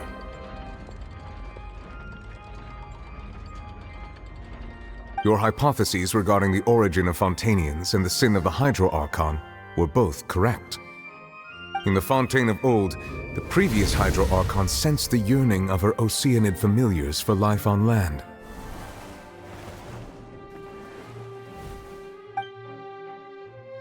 The Oceanids were enamored with the beauty and romanticism of human beings, and wishing to have those experiences for themselves, expressed to the Hydro Archon their desire to become of a similar kind. However, even though water as an element is intricately linked with the power of life, the Hydro Archon, as one of the 7, did not possess the authority to create a new form of human life. Not one to give in, she eventually found a way to create permanent humanoid bodies for her familiars by appropriating the power of this planet's primordial sea. She poured primordial seawater into the Oceanid's blood vessels, creating humanoid mimics in the process.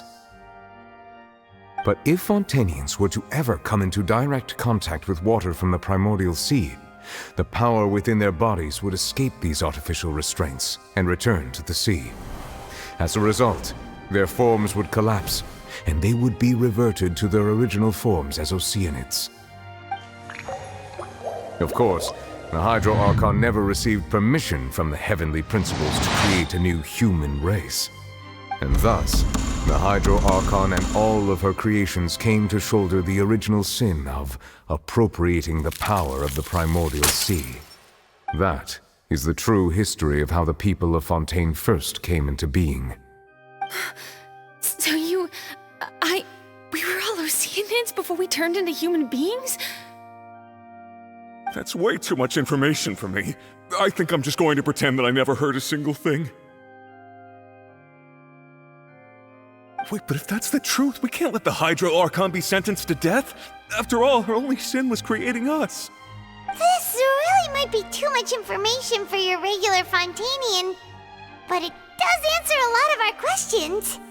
Alas, your hypothesis regarding the 3rd and 4th stone slates was inaccurate. The slates' respective positions are, in fact, correct. A key point of the visual on the 3rd slate is how all the individuals depicted in the water are humans rather than Oceanids.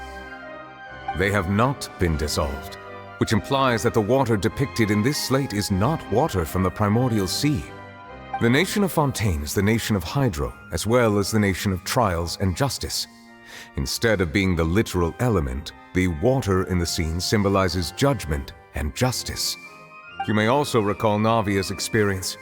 When she fell into the sea, her consciousness was surrounded by that of many others who intended to hold a trial to determine her fate. Therefore, the meaning of the third slate is that the people of Fontaine shall try the Hydro Archon at the court of justice. Yes, it refers to our present situation. I think I'm following now. So, what you're saying is, even though we decided to put on this trial to avoid fulfilling the prophecy, in truth, everything we've done has happened exactly as the prophecy foretold. So now, it seems, we're the ones making sure it comes true. What should we do? Huh. No matter what, the prophecy will be fulfilled. Is this what it feels like to be a prisoner of fate? If that's the case, does that mean the scene in the fourth slate will also be fulfilled soon? Traveler, I would like to point out another small fallacy in your deductions. About the fourth slate, you probably thought that the eruption of primordial seawater beneath the fortress of Meripede served as the surest sign that the prophecy was about to come to pass, yes? However, I believe that rather than being a sure sign, that eruption could in fact only be a small warning of something far worse to come. As for the root cause of the catastrophe, I believe you've already encountered it once before.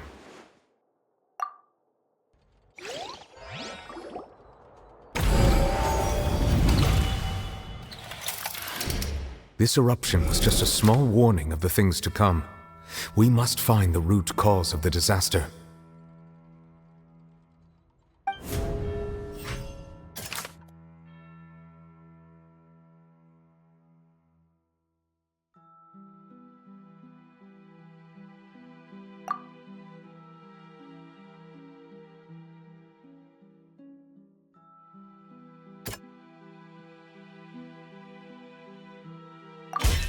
It was both dream and reality. If we're talking about a true culprit, that could only be that thing inside the primordial sea, right? The truth, the original sin, the trial, and the root cause of the disaster.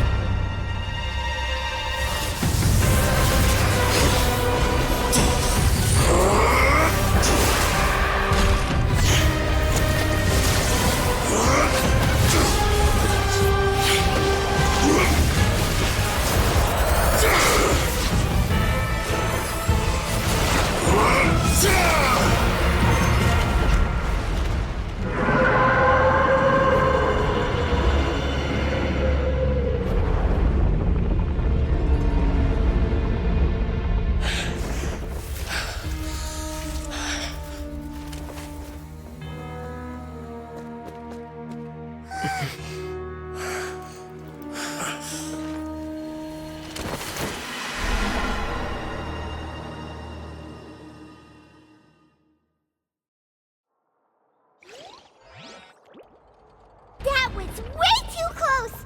How did that thing just burst into the Opera House? Wait, was that the huge whale you saw in your dream? So we've met it at last. I understand very well why it has chosen to make an appearance here. That whale does not belong to Teyvat. It is a monster that has traversed the stars, weeping all the while. It has been greedily consuming the energy from the planet's primordial sea, using it to grow. That is the main cause for the rising sea levels. And once it has finished consuming all of the energy contained within the sea, its next step will be... You said that when the Hydro Archon first created Fontainians out of Oceanids, she filled their blood vessels with primordial seawater. Precisely. That whale finds the blood of Fontainians nigh impossible to resist. Therefore, when it left the primordial sea, it decided to make its next stop a packed opera house full of food.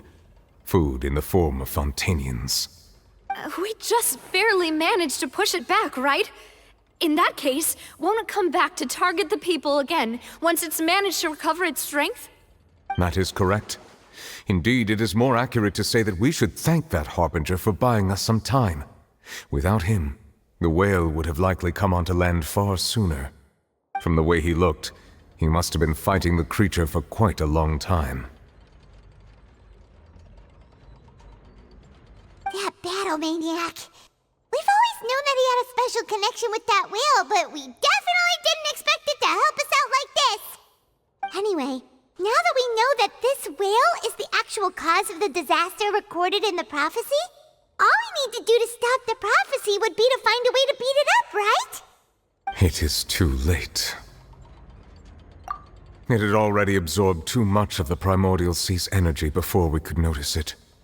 At this point, it has become practically integrated with the sea itself. Even if the entirety of Teyvat were to be destroyed, it could still survive and swim off towards some other world. That's not something I will accept. We've already done everything we can, and we even found the true culprit. We've come so far. You can't just tell me that the last hurdle is some impossible foe. That's just not fair. Indeed, that's not how a grand performance should end. I'll fight it to the end, no matter what. So the prophecy will be fulfilled no matter what, huh?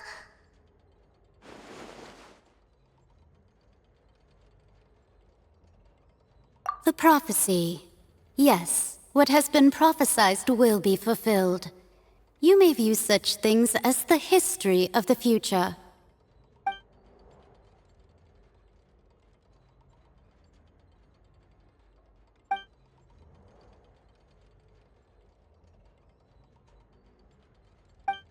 Just as prophecies are usually only the future as seen from the perspectives of the gods, could things be happening in hidden corners where the gods' gaze does not fall?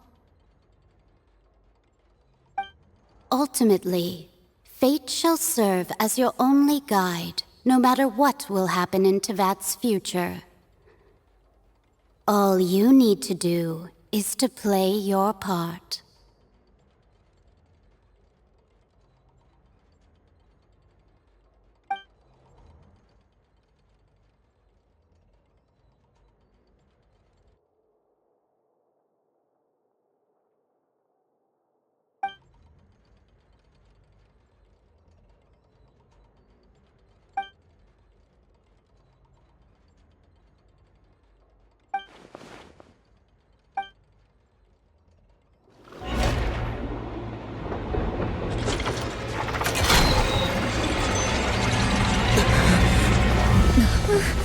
What's happening with the oratories? I believe it is preparing to carry out the death sentence.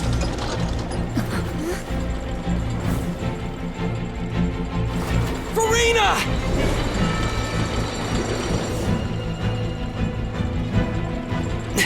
No, I still need answers.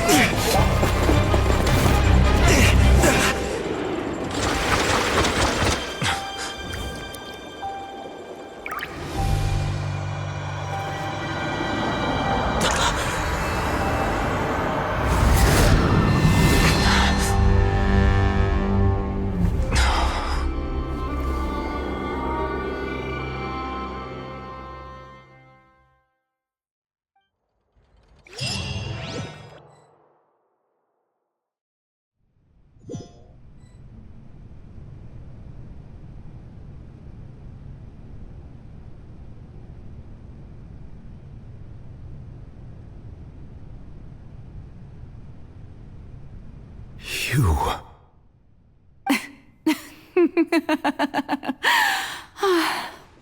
Sorry. That shocked expression on your face is just too amusing. I couldn't help myself. You are not Farina. Who are you? The sweet sound of bewilderment. Marvelous. A sure sign that my attempt to deceive everyone was a resounding success. But to answer your question, I am Focalor. You know, the god. Focalor? Why did you deceive us? Oh, that wasn't my goal, of course. Goodness, no. But I had to fool everyone else too, if I was to stand any chance of deceiving the heavenly principles. Deceiving the heavenly principles? It's all because of that pernicious prophecy. Dreadful, wasn't it? Everyone doomed to dissolve. Fontaine condemned to be flooded. One was not amused. In fact, one was positively bemused when that problem was thrust upon me by my dearest predecessor. That's the former Hydro Archon Egeria for the uninitiated. It hardly gets more disastrous than a preordained national catastrophe, now does it? She knew full well that the prophecy would surely come to pass. And as one of the seven, she also knew full well that one defies the heavenly principles at one's peril.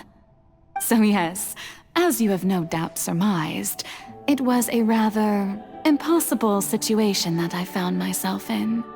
I spent a terribly long time mulling it over, alone on the ocean floor. And I was almost growing barnacles by the time I finally realized there was only one possible solution to this confounding conundrum. I had to outwit the heavenly principles, allow the prophecy to be fulfilled, ostensibly at least, while saving everyone at the same time. I'm a genius, I know. I can only assume that's why Egeria chose me as her successor. Although, looking back now, it was hardly the inheritance one dreams of. Between the task of saving the nation, the quotidian duties of the Hydro Archon, and not to mention the original sin of creating a new race of humans, I dare say she left me quite a colossal mess to clean up. But one can only play the hand one is dealt. I did not choose this, any more than I chose to be one of her Oceanid familiars. So you were also once one of the Oceanids, transformed into a human by Egeria's hand? Yes, I was. I always dreamed of becoming human. And I still do, even now. In my eyes, to be human is to be part of the greatest opera ever known. After becoming a god, I separated my divinity from my body and spirit, leaving behind only a self that was as naive and bewildered as my past self on her first day as a human being. The me you see before you now is that divinity, and the human counterpart I left behind, I named Farina. She could feel joy, sorrow, and everything in between. She could be as vain and conceited, or as meek and vulnerable as she wished.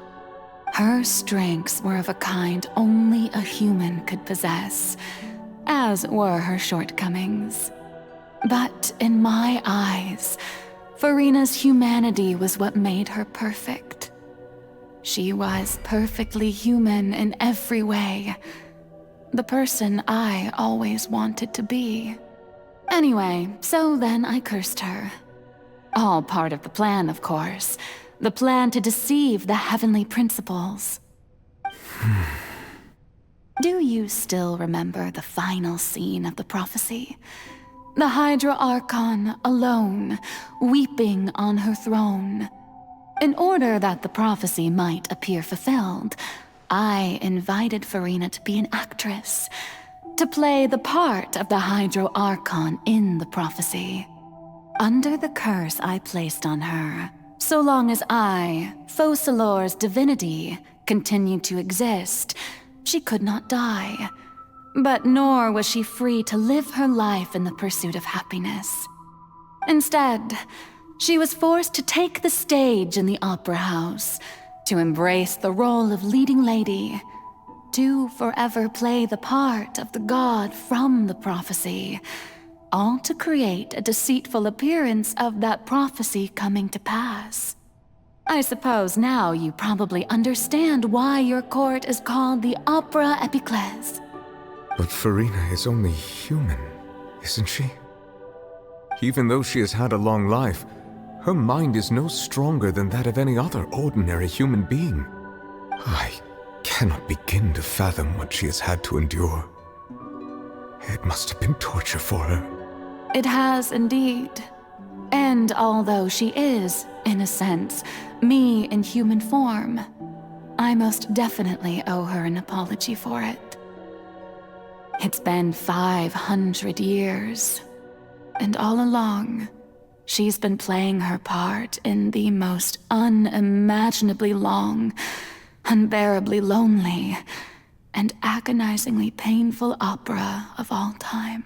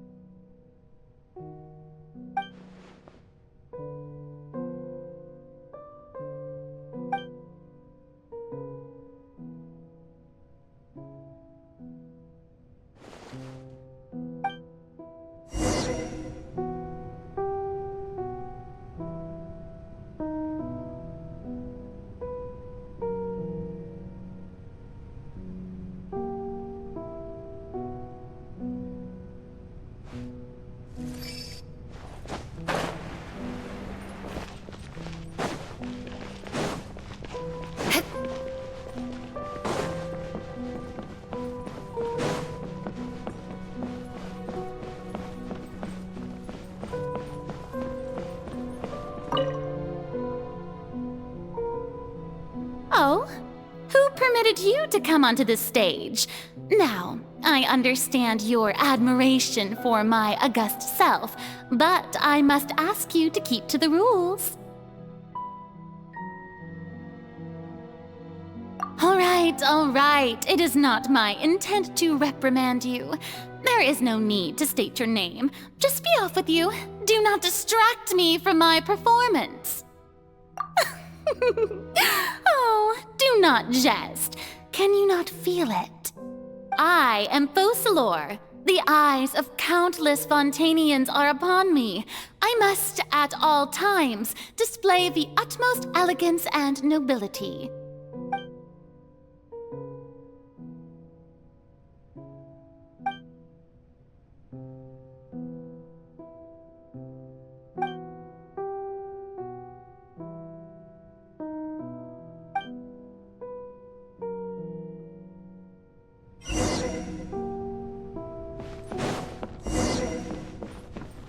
Dear audience, the performance is experiencing a technical difficulty, but worry not. The guards shall resolve it soon enough.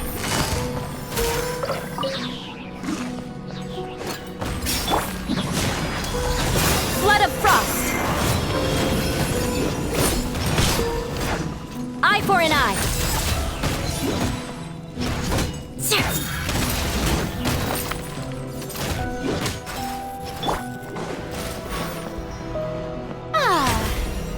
The show begins! Hey, what gives? The audience is still watching me, you know. Guards?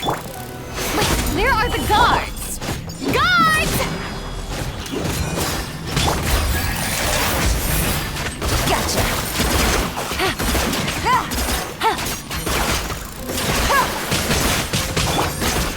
Gather!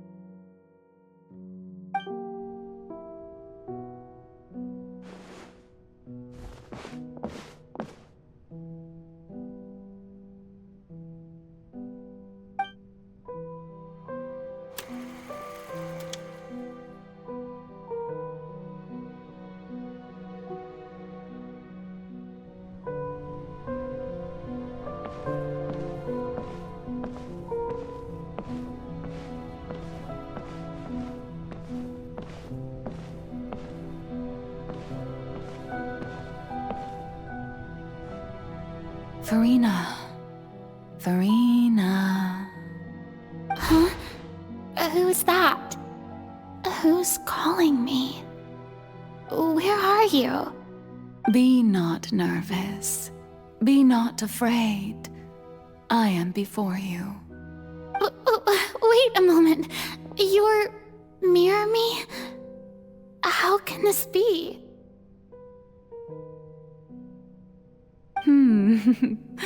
Mirror you, huh? You know what? That's not bad. Let's go with that. Mirror me? What do you wish to say? The prophecy. Have you heard of it? What prophecy? Wait. I know. I think... I don't know why, but it's in my head somehow. The people will all be dissolved into the waters, and only the Hydro Archon will remain, weeping on her throne. Only then will the sins of the people of Fontaine be washed away. Oh, very good. You know it well. What's going on? I can't seem to remember anything clearly. The only thing I know for sure is this prophecy. Will it really come to pass? Yes, it will. And that is why I've come to you. Disaster will come to Fontaine sooner or later. Things will develop just as the prophecy declared. There is no escaping it. But doesn't that mean everyone will die? I'm a Fontainian just like them. Will I dissolve too? Oh, don't worry. Magical meetings exist in this world precisely to give people a chance to turn things around. It is the reason why you met me today. I will tell you how to save everyone, but you may have to suffer somewhat. Oh, so there's still hope after all. Goodness, you frightened me. You spoke so much and with so much certainty. As for the suffering, well, I will admit that the first thing that came to mind was, why do I have to be the one to suffer? But if the prophecy will come true, I'll also die anyway, right? So if I've already met you as my magical meeting in this world, if there were scales, with all the people of Fontaine on one side and my pain on the other, is it not obvious where the scales should tilt? You truly are the perfect human, my ideal. I suppose this would also be the justice that belongs to you. Huh? Don't worry, it's nothing. Listen well. Fontaine has just lost its Hydro Archon. I need you to play a role, that of the new Archon. Play as a god? That's right. You must begin a never-ending masquerade. You must never let anyone suspect your identity. If you can keep it up, then I shall have my way of defying this prophecy. But should your identity be revealed, then all hope will be lost. But how will I do this? A human assuming the role of a god without being exposed. Don't worry. What you must do is not to turn yourself into a real god. You simply need to play the role of a god as humans imagine them to be. Being a human yourself, I'm sure you already know what such an entity would be like. Remember, your true challenge will not be pursuing divinity, but contending against humanity.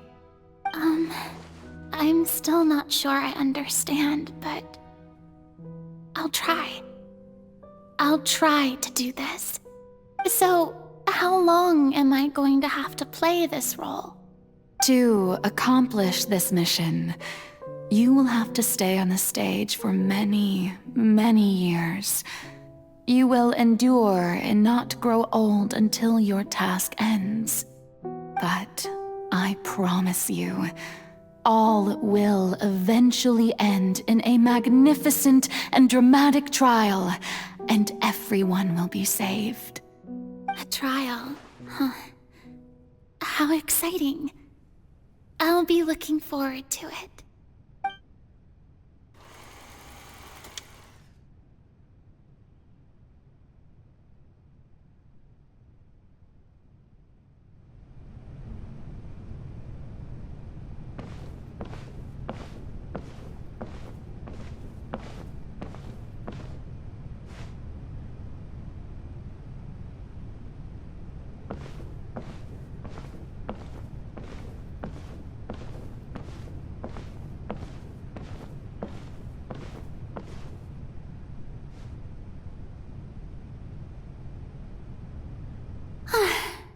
The Maison Cardinalise has announced my accession, but this is my first time facing the people. What should I say to most appear like a god? To be honest, I still don't know. Perhaps I should first try to act natural. Ladies and gentlemen, good evening, and welcome to the Opera Epiclese. I'm sure you've all heard about how I have taken on the role of Hydro Archon. Indeed, I am Farina de Fontaine, your new Archon. In truth, I know little about becoming a nation's new god, but it will be my honor to guide you all. As the god Focalor, the god of justice, I shall do all within my power to lead you into an age of fairness and justice. Once again, thank you all for coming. If you should have any questions or suggestions, please send them to the Maison Cardinalise. The future of Fontaine will require us to work together, after all. This should do it. I thought I might stammer, but thankfully, I was able to convey my thoughts just fine. Okay, and next. That's the new Hydro Archon. Is this some kind of joke by the Maison? I would have thought that a being that surpasses humanity would be a bit more assertive. Hey, did you hear that? She even told us to send her suggestions there at the end. Shouldn't gods be all-powerful? She's being so modest. What's the difference between her and an ordinary person, then? If you ask me, perhaps the succession didn't actually happen. She might just be a Maison-backed puppet. Wait, what's going on? Why is everyone suspecting me of being a fake? Oh, this is bad. If I get exposed here, there'll be no saving the people from the prophecy. Right. Mirmi said that I just need to play the role of a god as humans imagine them to be. Calm down, Farina. Think. What do the people want? How would they imagine a god to speak and act? Assertive, with a strong sense of presence, one who can dispel all doubt. That is the character I'm fated to play.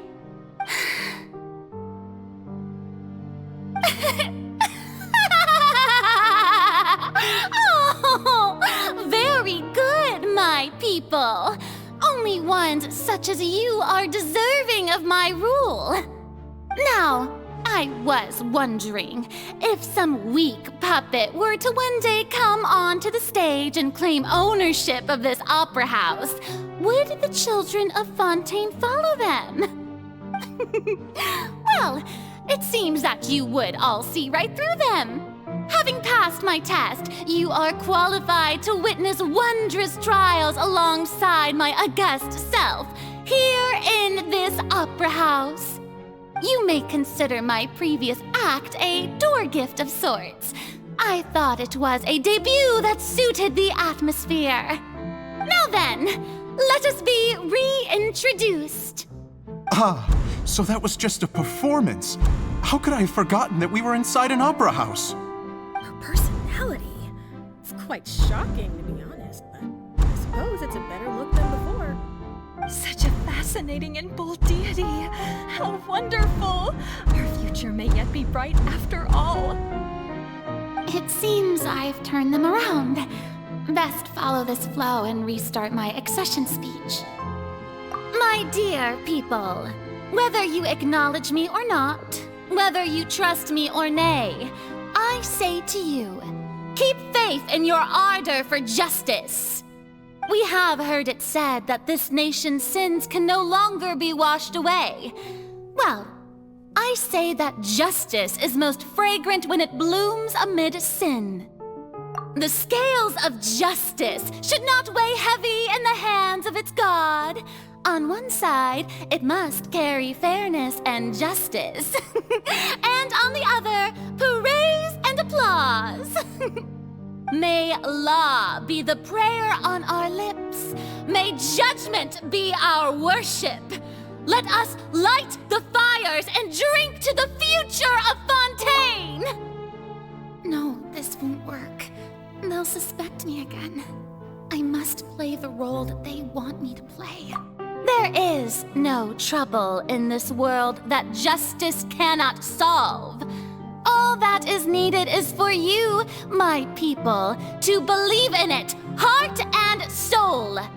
So long as I, the Archon Quest, stand within the Opera Epiclese, so long as I stand before the Oratrice, I shall even judge the gods of this world!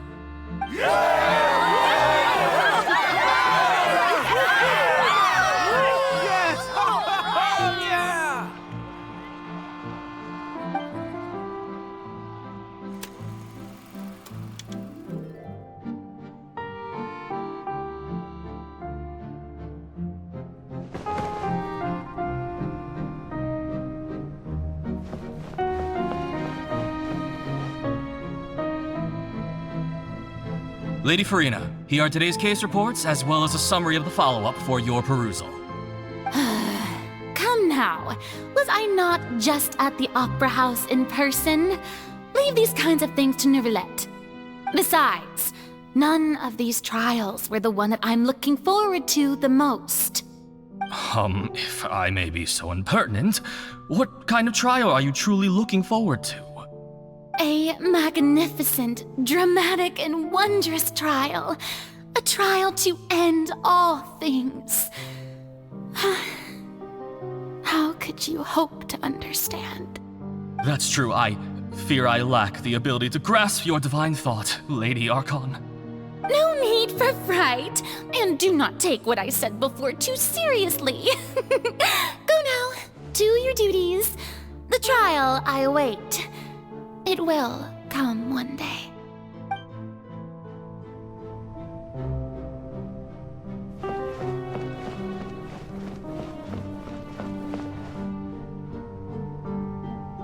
Lady Farina, I don't know what to say. Thank you for agreeing to see me. No need to thank me. Or rather, thank your own sense of perseverance instead. Long have you stood in line to meet me, have you not? Oh, I'm afraid that's just an inevitable consequence of my divine charm. All right, Deuteria, is it? How is your son's illness? You remembered me, and you knew of my family, too. He is doing much better now. In fact, he is far more of an ardent believer than I. He was the one who forced me to seek an audience with you, and to bring your words back to him. Oh, good. Very good. If this should happen again in the future, please do not hesitate to come and tell me. Going down to citizens' homes every so often, while not usual practice, should serve as a fine change of pace. You're such a gentle and wise God. Thank you once again, on behalf of my son.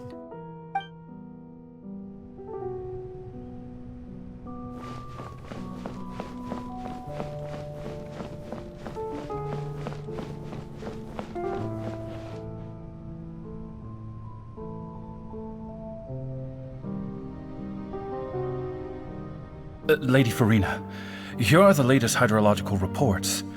As for the specific parameters you asked to take note of, I'm afraid things still don't look good.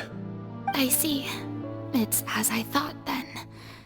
As your god, I did already expect this, but I wanted to see how far your human wisdom would allow you to analyze it. All manner of signs indicate that the prophecy will still come to pass. Forget it. That's not something you need to worry about right now. Well, as I understand it, the Fontaine Research Institute is also trying to find a way to counter the rising water levels. Really? Have they found anything? I'm afraid that they haven't found any effective solution thus far. Oh, is that so? Well, no wonder. This issue has reached the realm of the gods, after all. Still, their spirit is praiseworthy.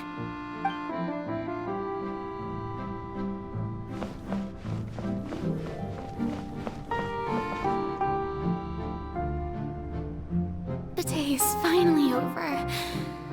I haven't had a moment to breathe this whole time.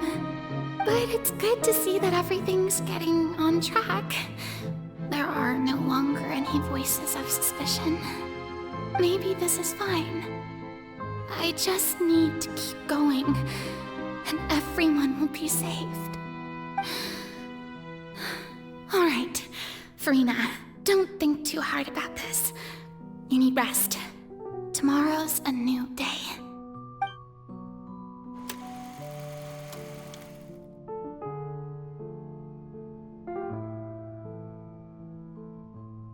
Lady Farina, here are the new trial reports for the latest cases, as well as a summary of the follow-up. There'll be no need for that. I've seen them already. There's no need to go back over scenes I've witnessed in person before. Lady Farina, I've waited so long for this chance to see you in this manner. Indeed, my dear, loyal citizen. This joyous moment is an honor for us both. Lady Farina, we're detecting significant hydrological anomalies near Poisson. Understood. Keep monitoring. Keep me informed should anything come up at the Institute.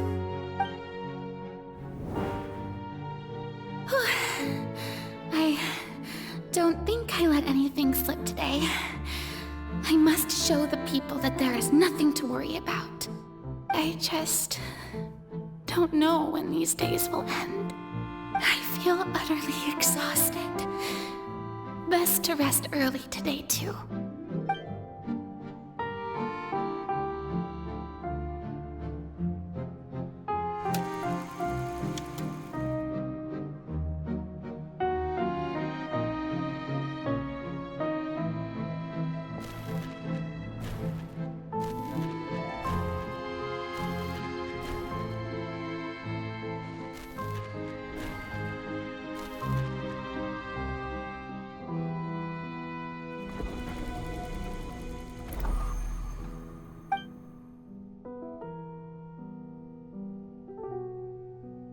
Lady Farina, it's like a dream being able to speak with you up close like this.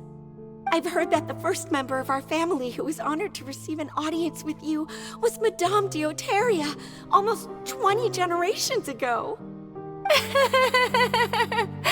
And what a fine family yours is indeed.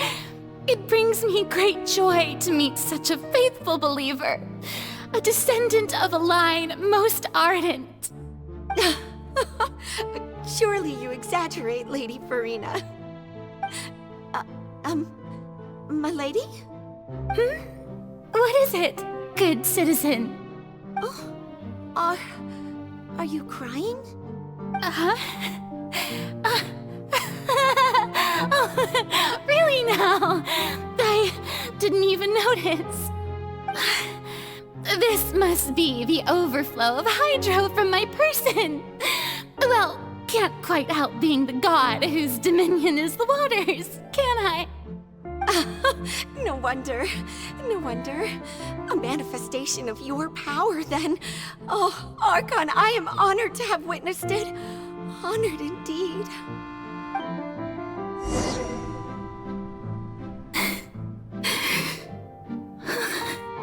So interminable. So lonely. Just how much longer? Hundreds of years must have passed by now. Perhaps the show must go on for hundreds more. I never imagined that it would hurt so much. Have I reached my limit? No. Perhaps I reached it long ago. Today I didn't even notice my own tears. I want to tell someone, anyone, about this. But would that not destroy all I've done so far? I've conducted so many investigations across the centuries, but there's not even a sliver of hope that we might break the prophecy. All I can do is keep heart. I must maintain this act. It is the only way to save Fontaine. Please, mirror me. You have to succeed.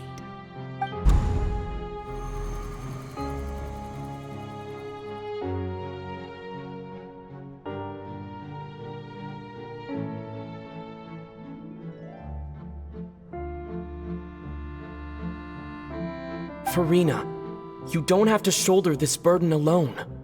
Although I don't know what you might be keeping from everyone, your people are more than willing to share your burden with you.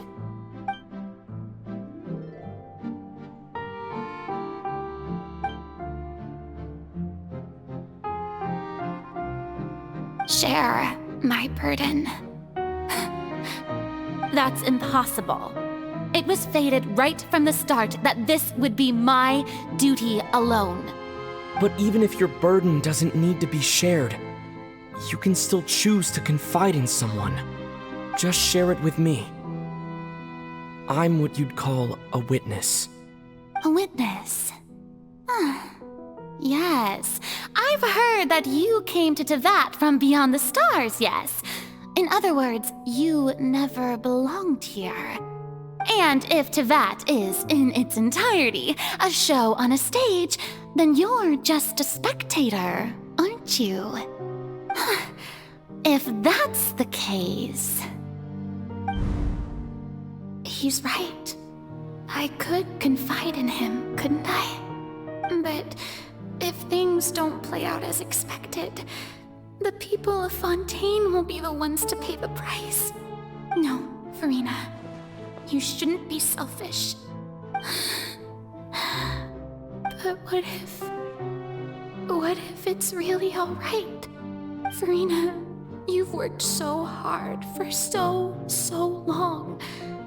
Surely it would be okay to put yourself first for once. Just this once. Is it such an outrageous thing to do anyway? To find someone in whom you can confide your frustrations and sorrows? Surely it could not hurt. If you let this opportunity slip through your fingers, it might never come by again. Think about it long and hard.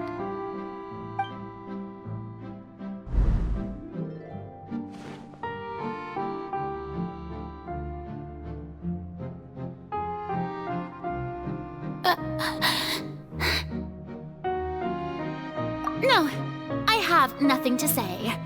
I am Farina, the Archon of Fontaine. Everything will surely get better. All you need to do, dear spectator, is to witness my performance until the curtains fall.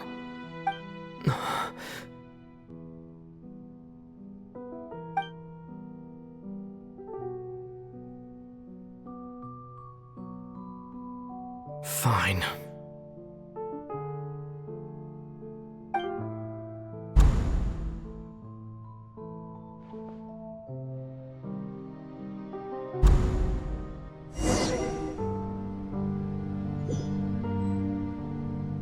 So even Farina doesn't know the truth?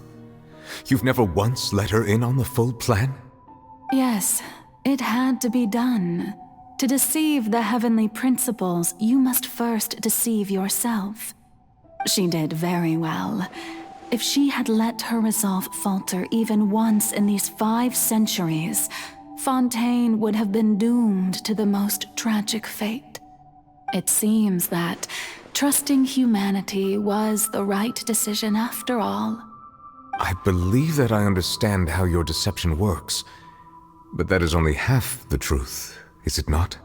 How would you build on this foundation to save the people of Fontaine? That is the most important thing. Ah, good. Of course, the Iudex of Fontaine has pinpointed the crux of the issue.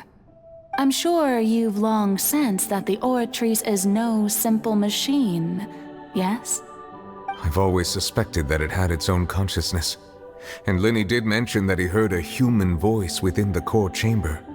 It now seems that that person was you, hidden within the machine all along. Am I right? And then I became one with the Oratrice, taking Fontaine's gnosis with me. Yes, it would seem so, wouldn't it? Alas, your understanding of this device still lacks sufficient depth. In truth, it is no enactor of justice. It is, in fact, a device created to kill the god of justice. I beg your pardon? Oh, you have it. And to be more precise, not only will the Oratrice take down the god of justice, it will also take down the divine throne upon which she has been placed. I mean, did you think I would be the sort to enjoy peaceful repose while Farina suffered? My work over these last 500 years has been to constantly accumulate indemnitium within the Oratrice. But really, some have already discovered that only a small fraction of the energy generated by the device was ever used to provide power to Fontaine.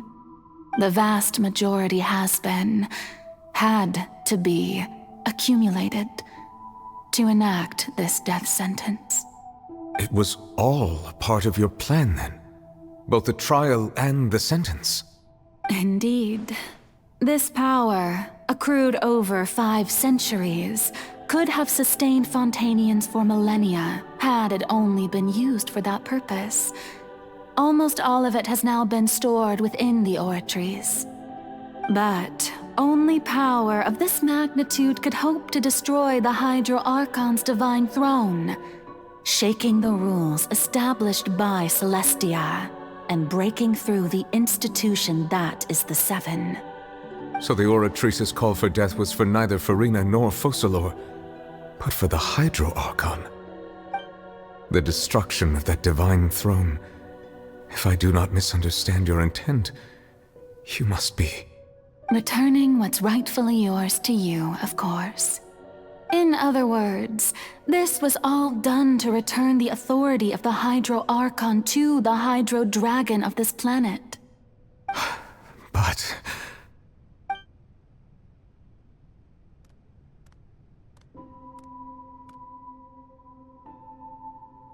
Oh, what? Getting sad again, are we? The authority of the ancient dragons shall soon be yours once more, O Hydro Dragon Sovereign. And this is the face you make. all you've done throughout the years is just so you can sacrifice yourself at the very end. I've never quite seen it that way, you know. Even now, I'm quite pleased at how well my deception worked.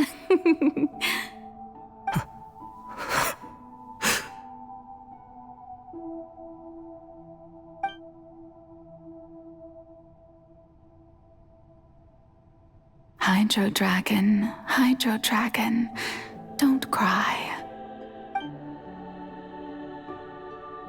I must say, had it been within my rights, I would have loved to judge the heavenly principles themselves. Were they not guilty of essentially the same crime? Egeria stole the power of the primordial sea, and the heavenly principles stole the power you ancient dragons possessed.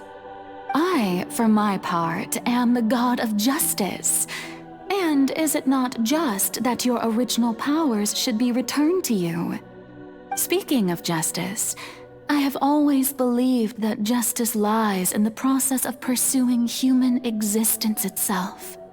So, if the theft of the primordial sea's might was Fontaine's original sin, then, leaving matters of procedural right and wrong aside, the descent of the Fontainians as humans and their right to exist in this world would be Fontaine's original justice. In other words, existence was Egeria's justice, and to me, justice is the continuation of that existence. Defying the prophecy and ensuring that Fontaine's people shall live on, that should be the justice enthroned over all others. At this point, we, whether it be myself or all other Fontainians, have shouldered the burden of this sin for far too long. Iudex Nervillet, the highest judge in our land, when you regain your full power as an elemental sovereign, what verdict shall you pass upon us? So when I was invited to the court of Fontaine to serve as Iudex, I see now that that was your idea too. At last, I now understand the true purpose behind this position. In the beginning, I was uninterested in human existence. But these 5 centuries of living alongside them have gradually brought about mutual understanding between us. And I have even attempted to feel as they feel. You are a devious one, Focalor. Things being as they are, surely you know that I could never declare them to be guilty.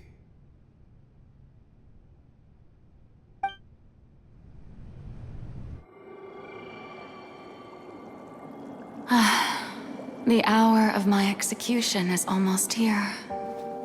For the sinner, the curtain call has come. I know I may not sound it, but faced with death, I find myself a little afraid. Perhaps this is one thing both gods and humans have in common.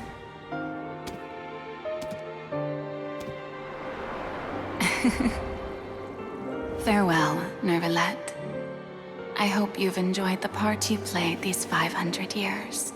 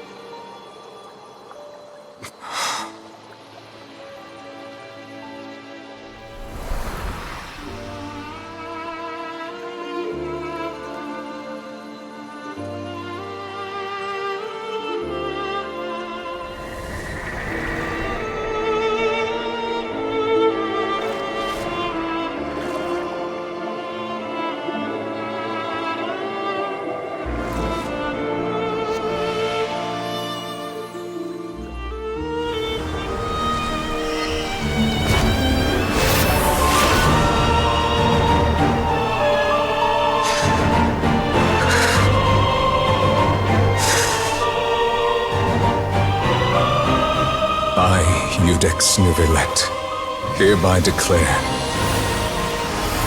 people of Fontaine, your sins are forgiven.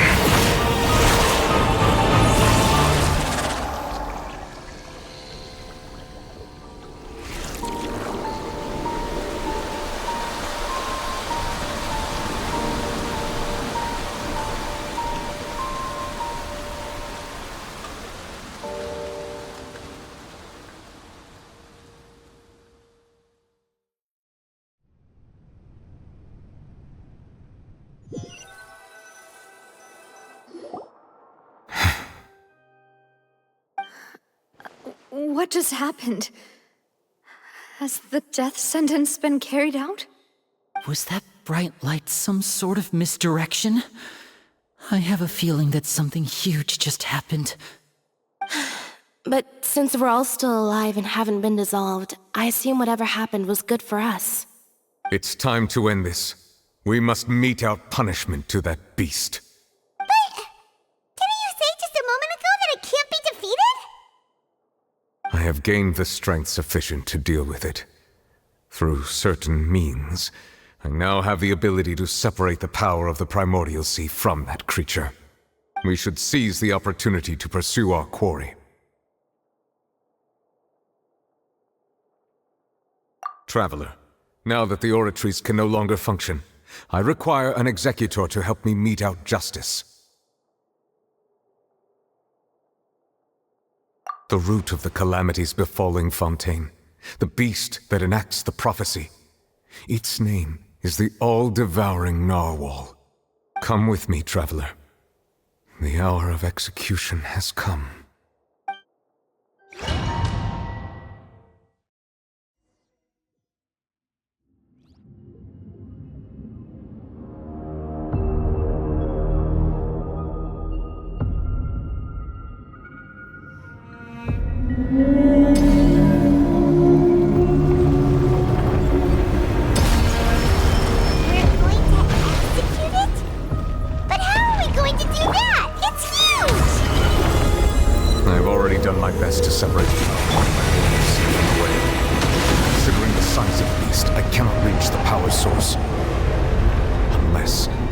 Find a way to attack it from within. I shall share part of the ancient dragon's power with you. Shall look for an opening together.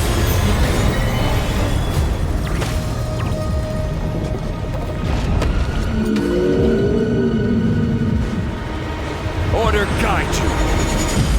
I can feel its sorrow turning into hostility. Crush! Solidify!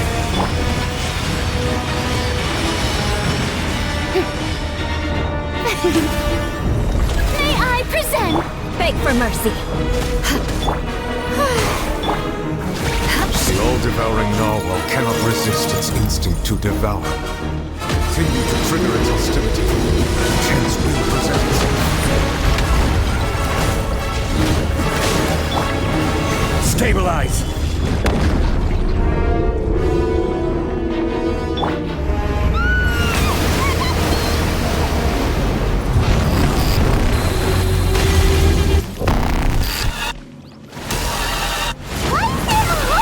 Thingy over there. Very scary. Will be mine. Let us cross swords. Solidify!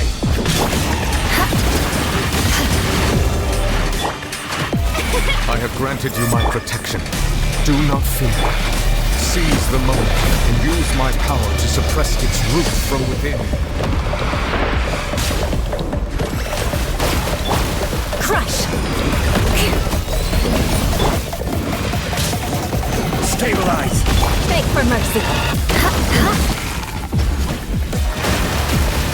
Rack and ruin!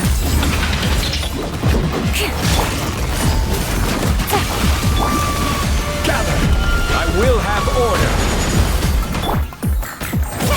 The show begins!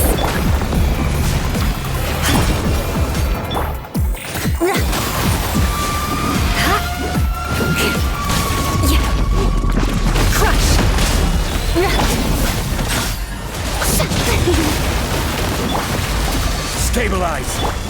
Shudder!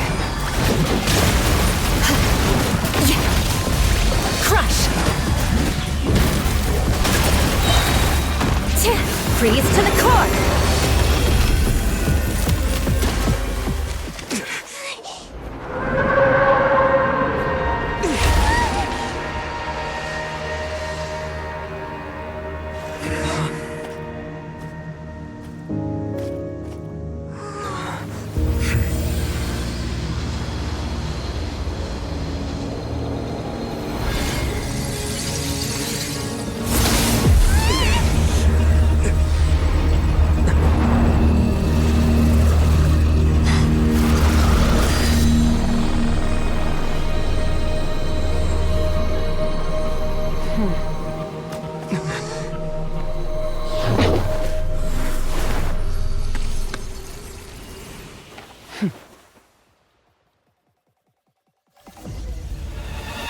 Thanks for helping with the cleanup.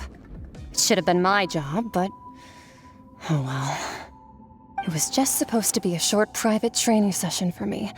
I didn't think that my disciple and my master's pet would start brawling in the meantime. Well, actually, I had a feeling that it would happen at some point, but they bumped into one another earlier than I thought. What a blunder. I suppose I'll have to swing my sword 3 million times as penance. That power. Who are you exactly? Paimon has an idea. From what she said earlier, she must be Child's master. Skirk, right? It's just that he gave us the impression that she was the less talkative person. I simply did not have anything to say to the weak. But you, on the other hand, managed to defeat the all-devouring narwhal without using power from beyond this world. So you may speak to me as equals. I have to agree. It's a strange use of a planet's primordial waters just to raise an all-devouring narwhal. That kind of power is wasted on it. It's not cooperative. It eats too much. And I have more important things to do with my time than pet sitting. The only thing that creature has going for it is its looks. All in all, it fails as a pet. Miss Skirk? I think you might have missed the point. The point being? Well, being that this pet almost destroyed an entire nation. So what sort of person is your master? Well, Child's master's master. Wait, is that right? Oh, right. So you don't know him. Sorry, I assumed you did. His name is Sertologi. Huh? I am unfamiliar with that name. Huh. So Master isn't sufficiently famous. How should I describe him then? Have you heard of the name The Fowl? The Fowl? Still nothing? Well, how about the Visionary? Vetterfulnir then? Or Gold Rhindaughter? Ooh, that one we've heard! Rhindaughter's part of the Hexen Circle. She's Albedo's mom, right? Oh, so you do know that name. To be honest, I also heard all of those names and titles from my master. I don't actually know them either. But I suppose you understand now, yes? My master is likely a similar sort to Rhindaughter. They are both pursuing some form of perfection. Wait! Didn't you also mention a visionary person? Paimon didn't quite catch their name. Actually, never mind that. I believe it expedient to inform you that the all-devouring narwhal used up nearly all its strength fighting you. Such roiling hydro energies will prove difficult for the planet's deep seas to digest. As such, the Fontaine back on the surface has most likely been thrown into chaos. In other words, the prophecy that you've been fretting over should now be in full swing. What?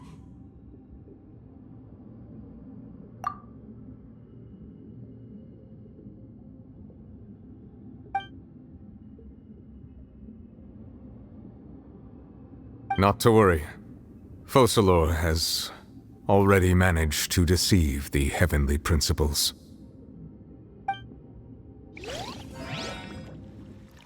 In the end, the people will all be dissolved into the waters, and only Farina will remain, weeping on her throne.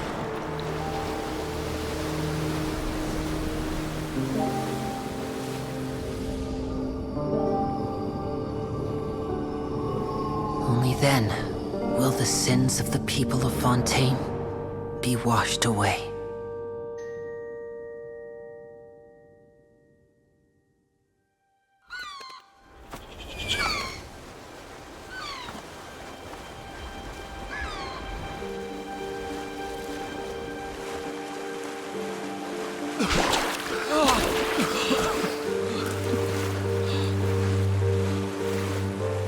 Hey!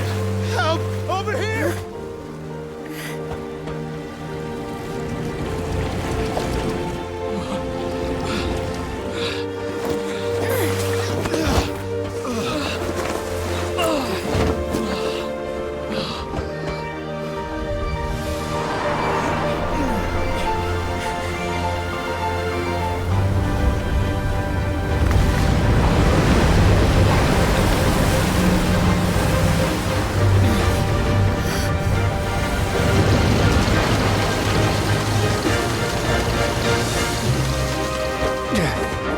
All hands, initiate emergency rescue!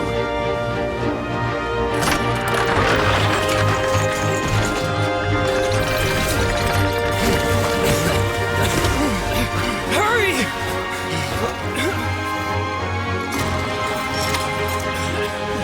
Hey, lend a hand!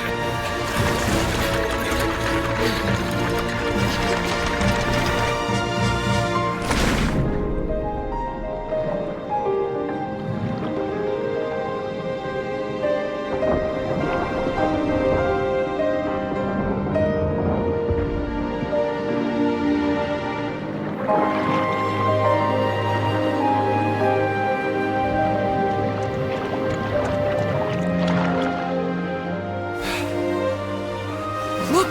The water's receding!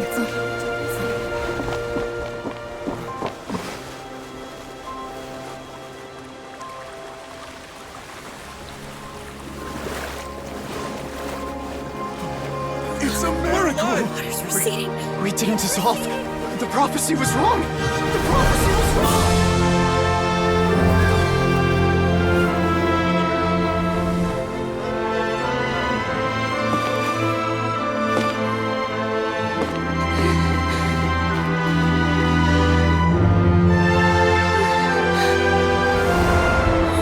Are you alright?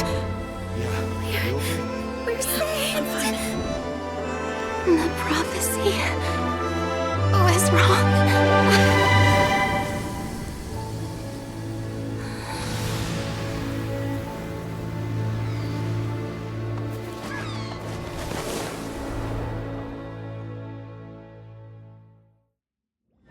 Aristocratic.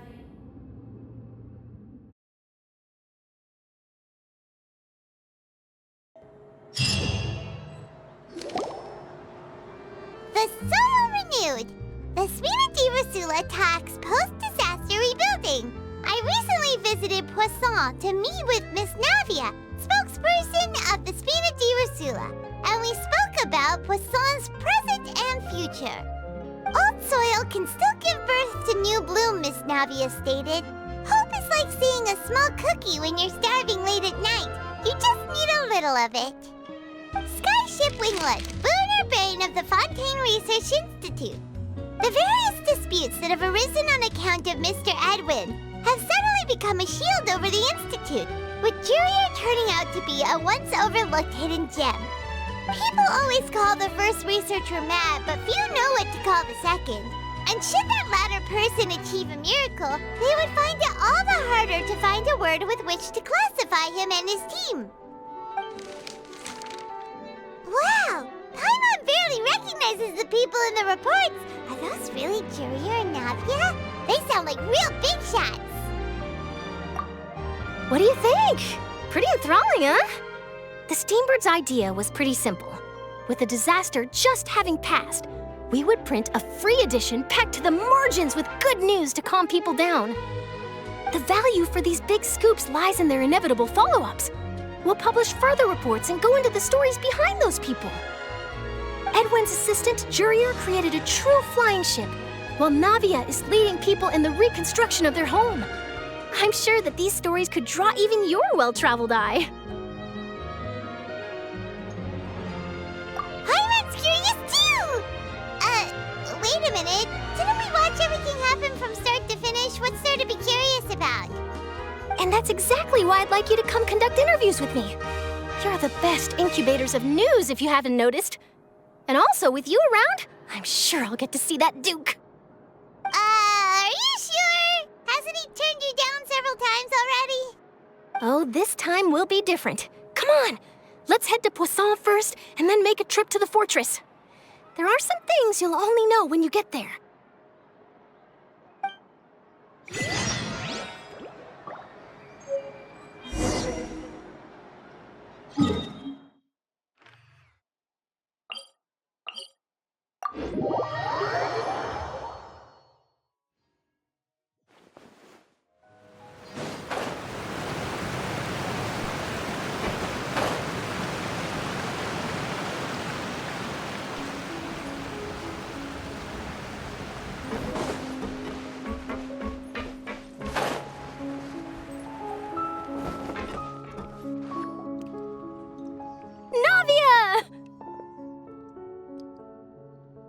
Oh, it's you. What brings you all here? Hey, we're just having a look around. I'm here to update myself on how things are going here. Oh, the Fatui are here too. Let me introduce you. This is Mr. Garunt Snežević. He represented the Knave in sending us a large amount of supplies, and is helping with our work. Our residents are hard at work as well. Thanks to everyone, work is progressing nicely. We've lost a lot of people, but we're moving forward. That will have to be enough. Hello, Miss Charlotte. I'm a big fan of yours. I especially like that article you wrote last year about Fontaine's stray cats. But if you don't mind, could you not emphasize our role too much in your report? It's not charity we're doing here. We just happen to share the same interests as the Spina. I get where you're coming from. I'll keep it as simple as possible. Or would you be willing to feature as friendly neighbors? That would be fine. Thanks. Oh, you're back too. How are things? We finished laying down the construction materials. It'll be another hour before the workers are able to go over there. Huh? You're here too, Clorinde? Well, her reputation's greatly risen after that whole duel business with Miss Farina. So she's here in Poisson to wait out the heat. All right. She really came here to help me out. There's too much to consider in the reconstruction of Poisson. The Spina has need of more decision-makers. And, well, I do already happen to be connected to Mr. Callis. Oh, wait just a moment. Do you mind me asking a few questions? You know, about how you felt before the duel, about what it was like facing down a god. There's lots of exciting material there, I bet. Forget it. I'm sure you can find a better theme than that, Miss Charlotte. I see you're the same as always. Couldn't you do me a favor, for Navia's sake? Well, if we're talking about doing things for my sake, you might as well just take a few more photos of me. Or of the Traveler. It's better than wasting time persuading Clorinde, at any rate. Of course I will. I'm not gonna let him off that easy. All right, then everyone who wants to be in the photo, gather up. And smile.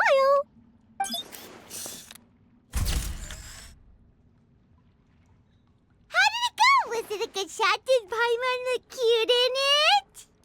Not bad. Your addition really helped the composition of the picture.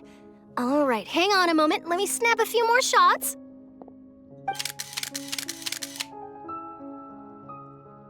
All right, that should do it. I'll be back here later anyway, so let's call it a day.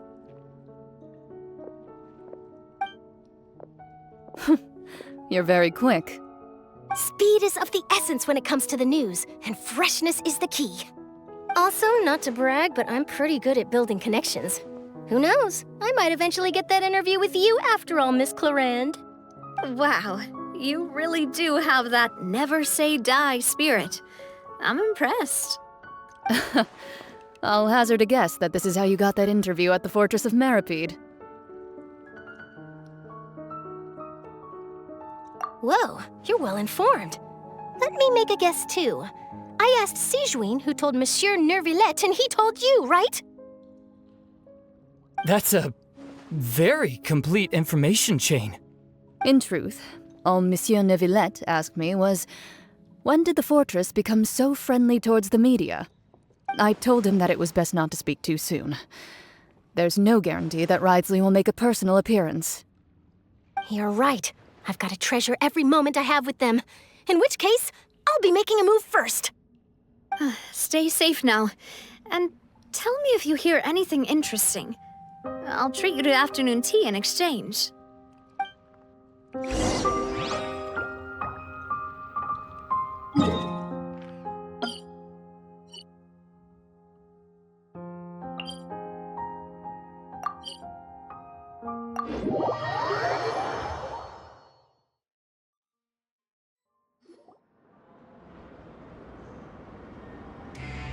Wow, guess we're here again, huh? There's a real nostalgic feeling to this place. Looks like you've been missing us. Duke! Did you come all the way to the entrance to greet us? Of course. I'm here to welcome you and our dear Miss Charlotte, whom our good head nurse recommended to me. It's an honor to finally meet the much-rumored Duke. Thank you for consenting to my visit to the fortress, sir. No need to thank me. But that said, I shouldn't be the focus of your interview. I trust you recall our agreement? Of course, of course. All right then, this way.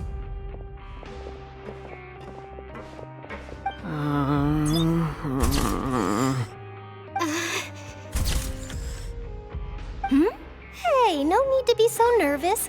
I've already taken all the photos we need. Miss Charlotte, do these pictures really need to be published on the cover of the Steambird? It would seem that Miss Lorvine doesn't want her face to appear beside that of Mr. Jurier, Sir, please don't say things like that. But it looks like dear Mr. Jurier denies it. Might this interview be very important to you then? No, I just...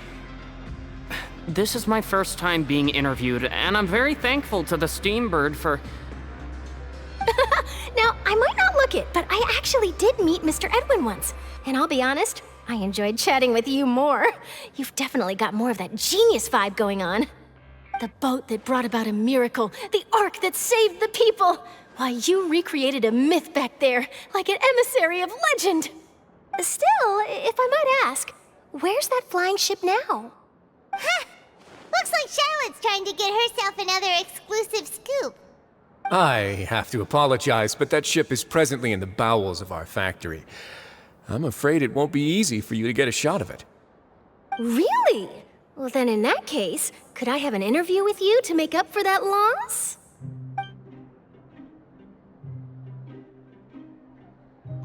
You already know my answer, I'm afraid. Best you interview our head nurse instead. Or perhaps you'd like to take another photo of this couple of researchers? Did you really have to use the word couple? Well, then, 2 solo photos will do. Is my hair messed up? Please, someone help me have a look. Things sure are getting pretty lively here. We've seen this kind of thing before. Oh, seems like everyone's here. Would any of you like to try this new drink I came up with? Ah, Sijuin. Hey, Miss Charlotte. Why don't you, take some pretty photos of our head nurse? Sure. Come on, Miss Sijuin, over this way. Let's find a brighter spot. Huh? Sure. Do I have to smile? So, how have things been at the fortress?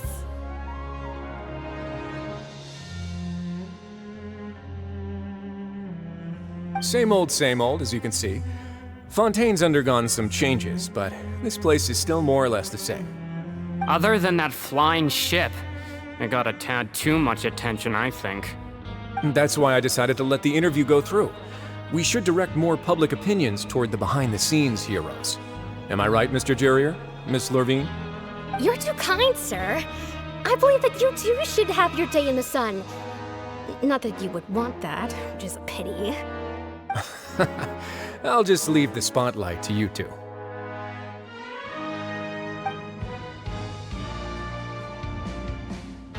I see. Lots of things happened that day, huh? Anyway, regarding that Harbinger, I'm not sure you remember, but his 3 young followers are still waiting for his return. He sure did win them over, huh? I'll tell them that there's good news and bad news. The good being that their boss seems fine, and the bad being that they must face extended sentences for abetting his escape. Oh, actually, what about you? Are things gonna change for you too? What change can there be? The fortress will keep chugging along, and so will my duties. As to what Miss Furina's departure will mean for the nation, and if our laws and governance will be transformed, we'll leave those to the folks in the overworld. Hey everyone, the photo shoot's done. Good. In that case, let's call it a day here. Thanks for your cooperation. Come on, Traveler, let's go. Till next time, everyone. There'll be a next time? Maybe. Who knows? I might write a story about the underwater factory next time. Until then. All right, last stop, the docks.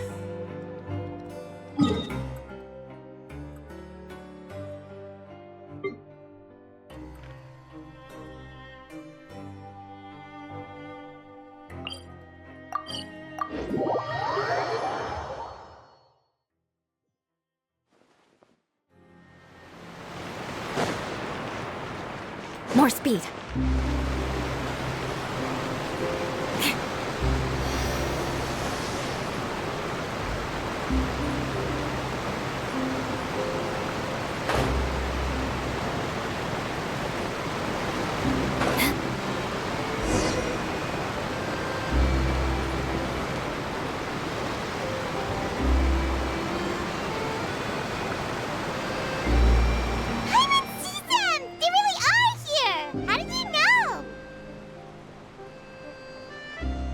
Navia mentioned that she stayed in touch with Linny and the others after working together. Apparently, they've been at the docks distributing these strange pockets the whole time since. Traveler, Paimon. And Miss Charlotte, too. Would you like a magic pocket? What sort of gadget is it? It's a wondrous bag that can be used to carry many things. The water level has returned to normal, but if you see any of your things floating around, you can use this to carry them. Or you could trick a friend into doing it for you. Trick a friend? I wonder which of my friends would fall for that.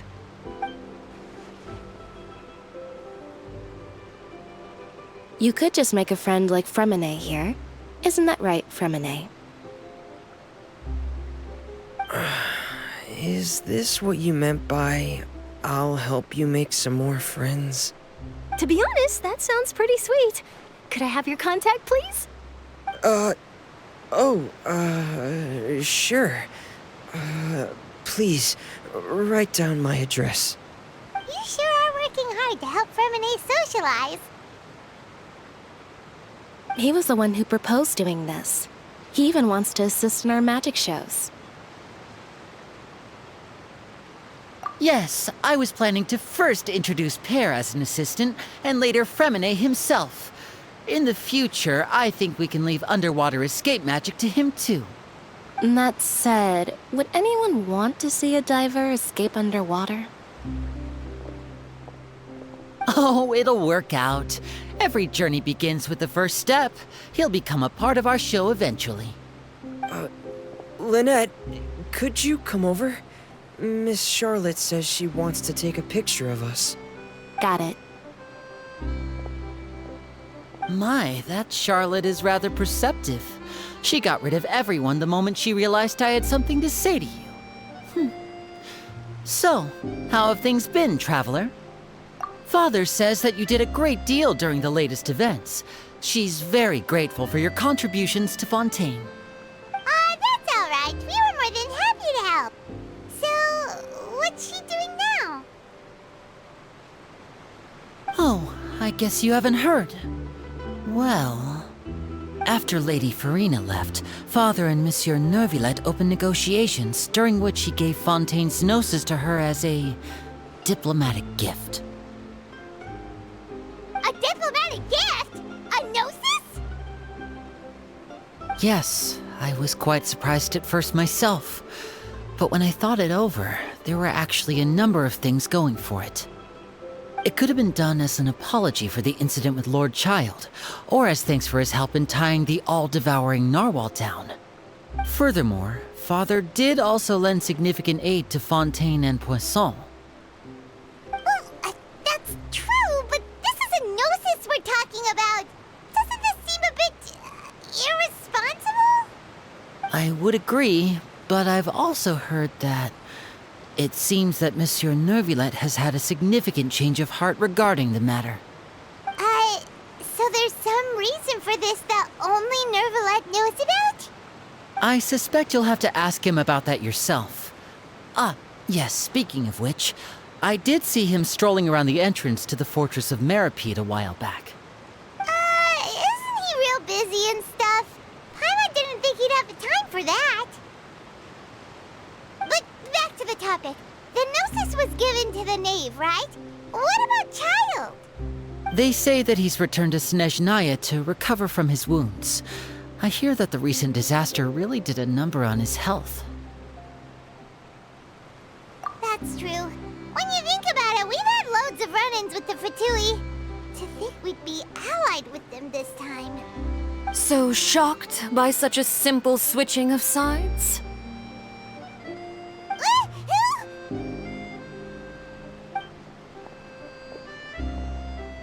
Father! Well, what do you know? Come to the docks to see how my children are doing and meet the Traveler by chance. Please do not pay my accomplishments in Fontaine too much mind. I would have done them regardless. Are you going to take the gnosis back to Snezhnaya? That is our duty as harbingers, yes. Don't be too preoccupied with sides. The goal of the Fatui concerns not a single place or person, but the entire world. With such a grand goal in mind, it is inevitable that we must wear many masks. Switching my masks is something I've always done. Well, that depends on many things. No one truly knows what the future holds. What good is honesty if you can't rely on it forever? As for you, I very much look forward to our next collaboration. Good things cannot be achieved alone, and you've proved yourselves to be great partners.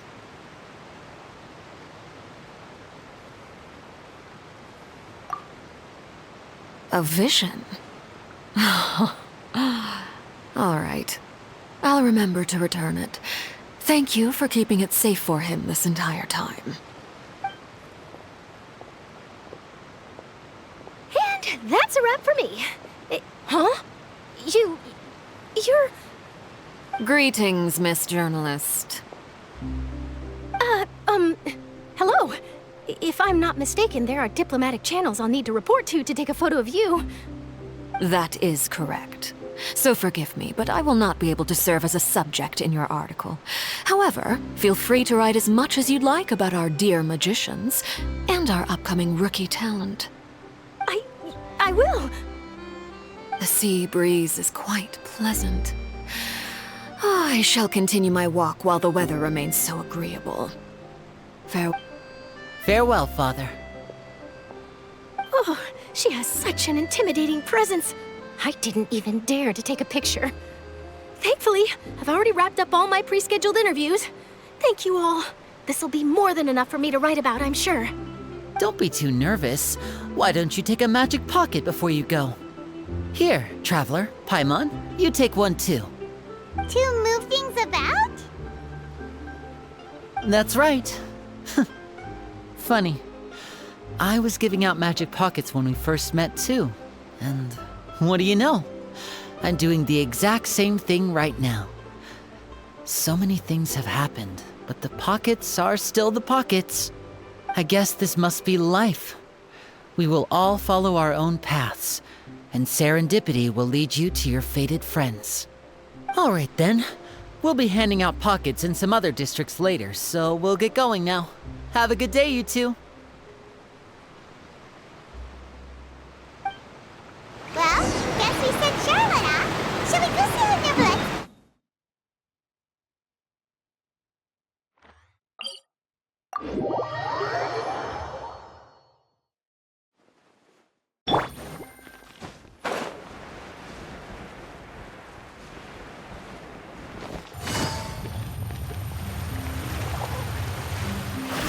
Take it easy.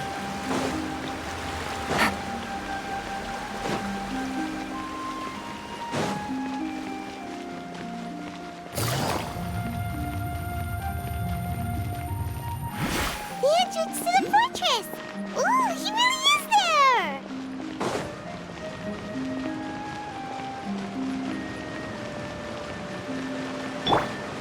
More speed.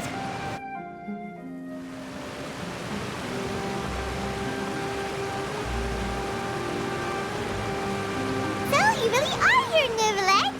Paimon didn't think you were going to have free time this hour of the day. Really? Oh, I suppose you must have met Mr. Linney. He took the time to greet me earlier when he passed this way. In any case, you came at a good time. I was just considering reaching out to you to set up a meeting, so I may explain some things that I haven't had the time to before. Aw, Paimon's glad that you remembered. Thank you for keeping us on your mind, what with you being busy and all. Alright, let's have it then. How was Fontaine actually saved? The whole business is still quite the mystery to us. It is strange how words can often leave a bitter taste in the mouth when it finally comes time to say them out loud.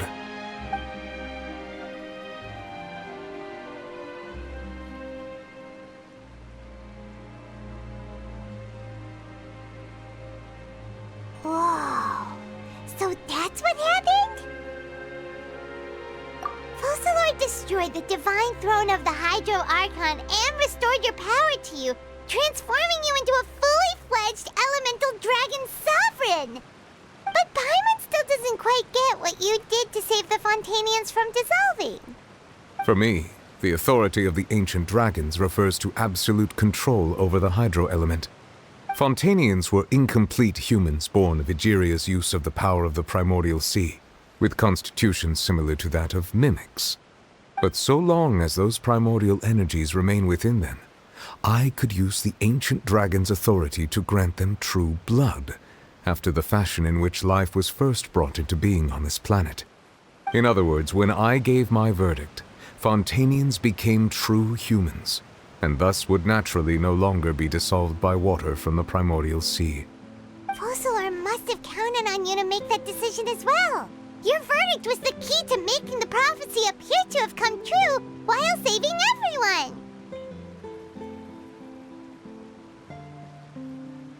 Yeah, and in a manner of speaking, Focalor finally managed to fulfill the original Hydro Archon's wish to turn Oceanids into real people too!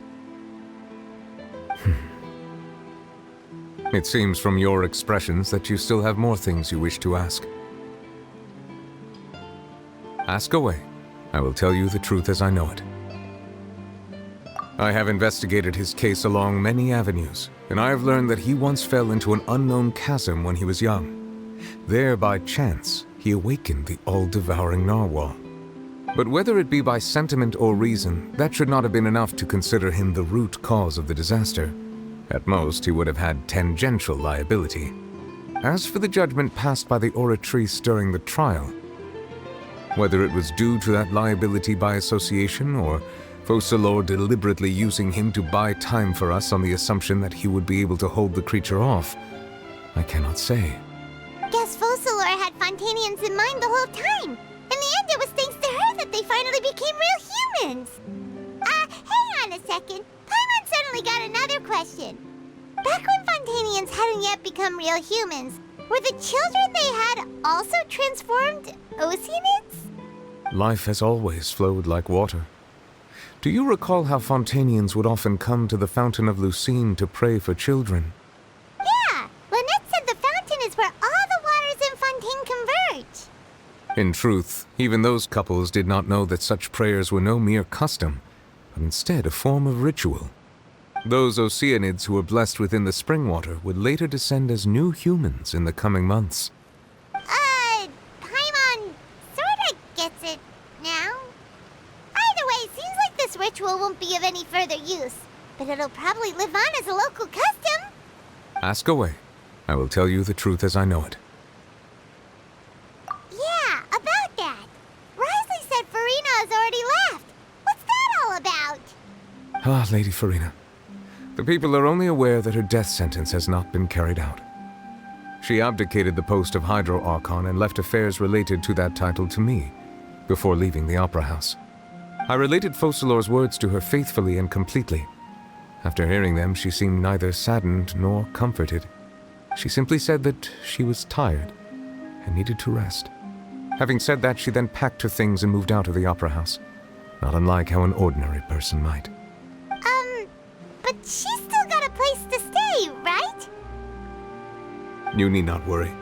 I will make arrangements to ensure that she will not want for food, clothing, board, or travel. In truth, I am somewhat happy for her.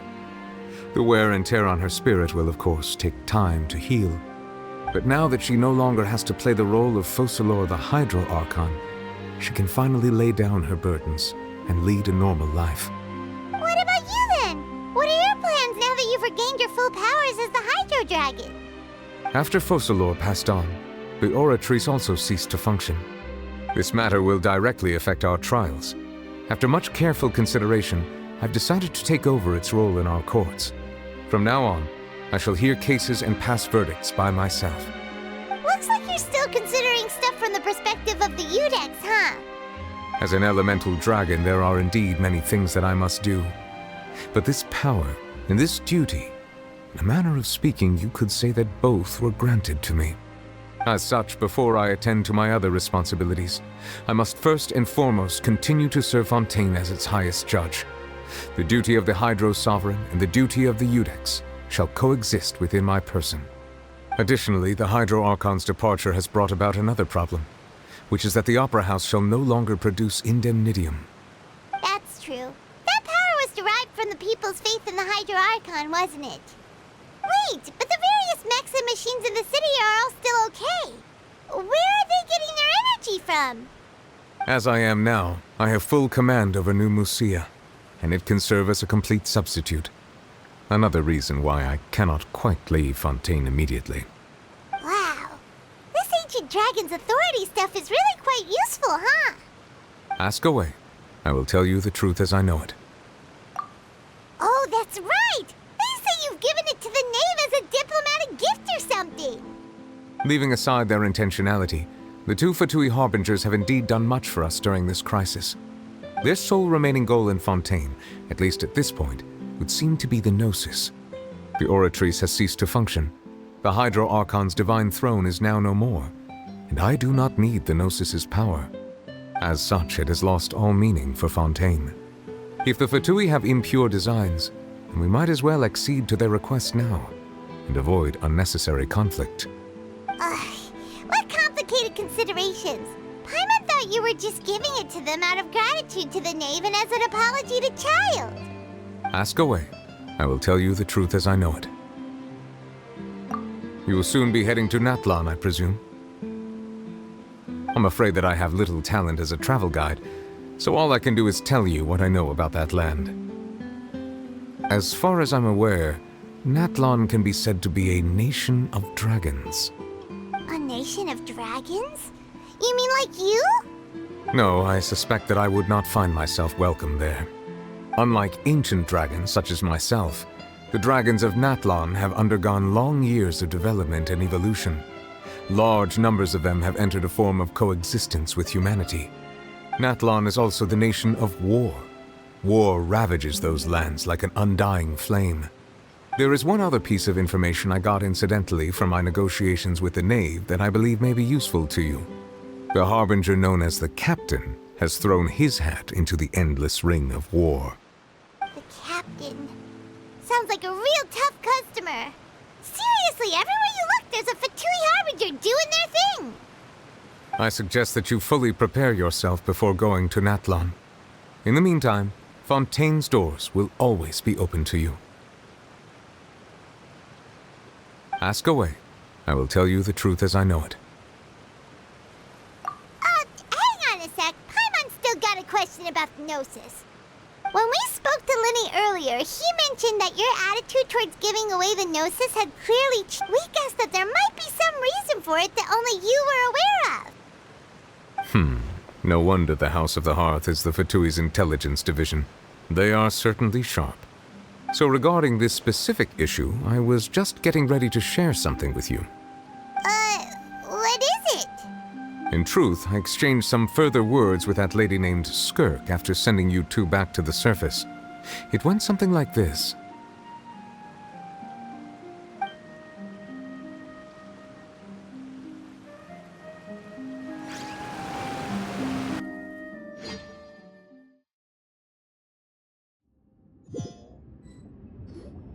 Well, we're going to head topside to see what's going on. You hurry over soon as well, all right, Nervalet?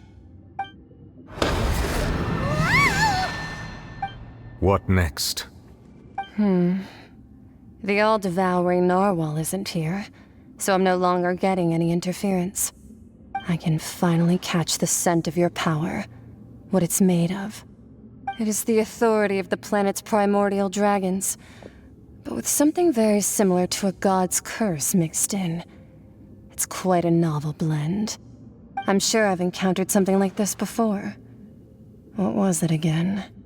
I do not know what you speak of. Of course.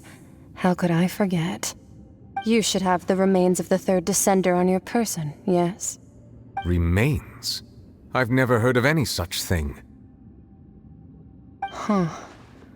According to your parlance, I believe it may be called a gnosis. Well, that much is true. After Focalor's divinity faded, she handed her gnosis to me. But I fear I have never heard of it described in the manner that you just did.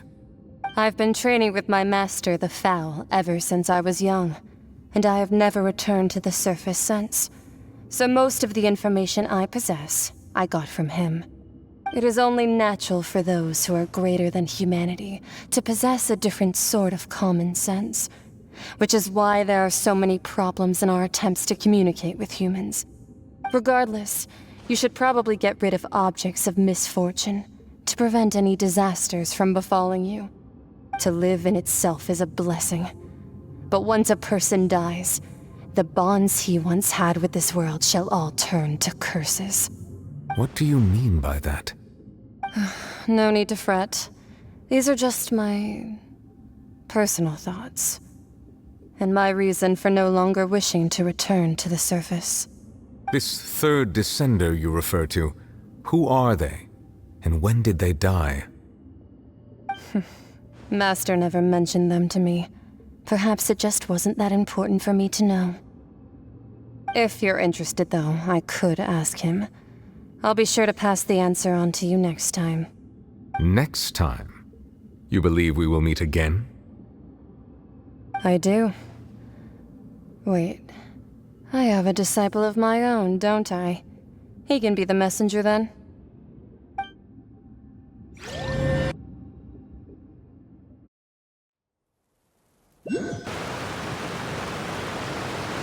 That's what she told me. Whether it would prove useful or not, I wanted to pass that information on to you. The remains of the third descender? So that's what the Gnosis actually are. Paimon just thought they looked like chess pieces. How could they be a person's remains? All the same, assuming that there was no misunderstanding or special metaphor at play, that is what she meant to say. And she said that it would bring misfortune and that you should check it, which is why you gave it to the Fatui. If she speaks the truth, then I would simply be putting Fontaine at unnecessary risk by keeping it here.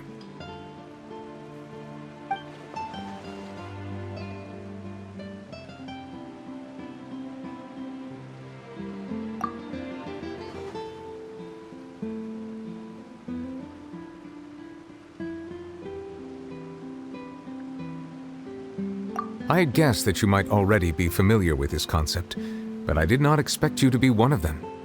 That means that the Gnosis, which are exceedingly element-compatible and can even enhance elemental abilities, do indeed come from the third descender. I wonder, does your body also possess similar properties? Like being able to use elemental powers without a vision! That does sort of count as special compatibility, right? No, let's not think about this stuff right now. It just feels creepy. Comparing the Traveler to the dead third descender and all.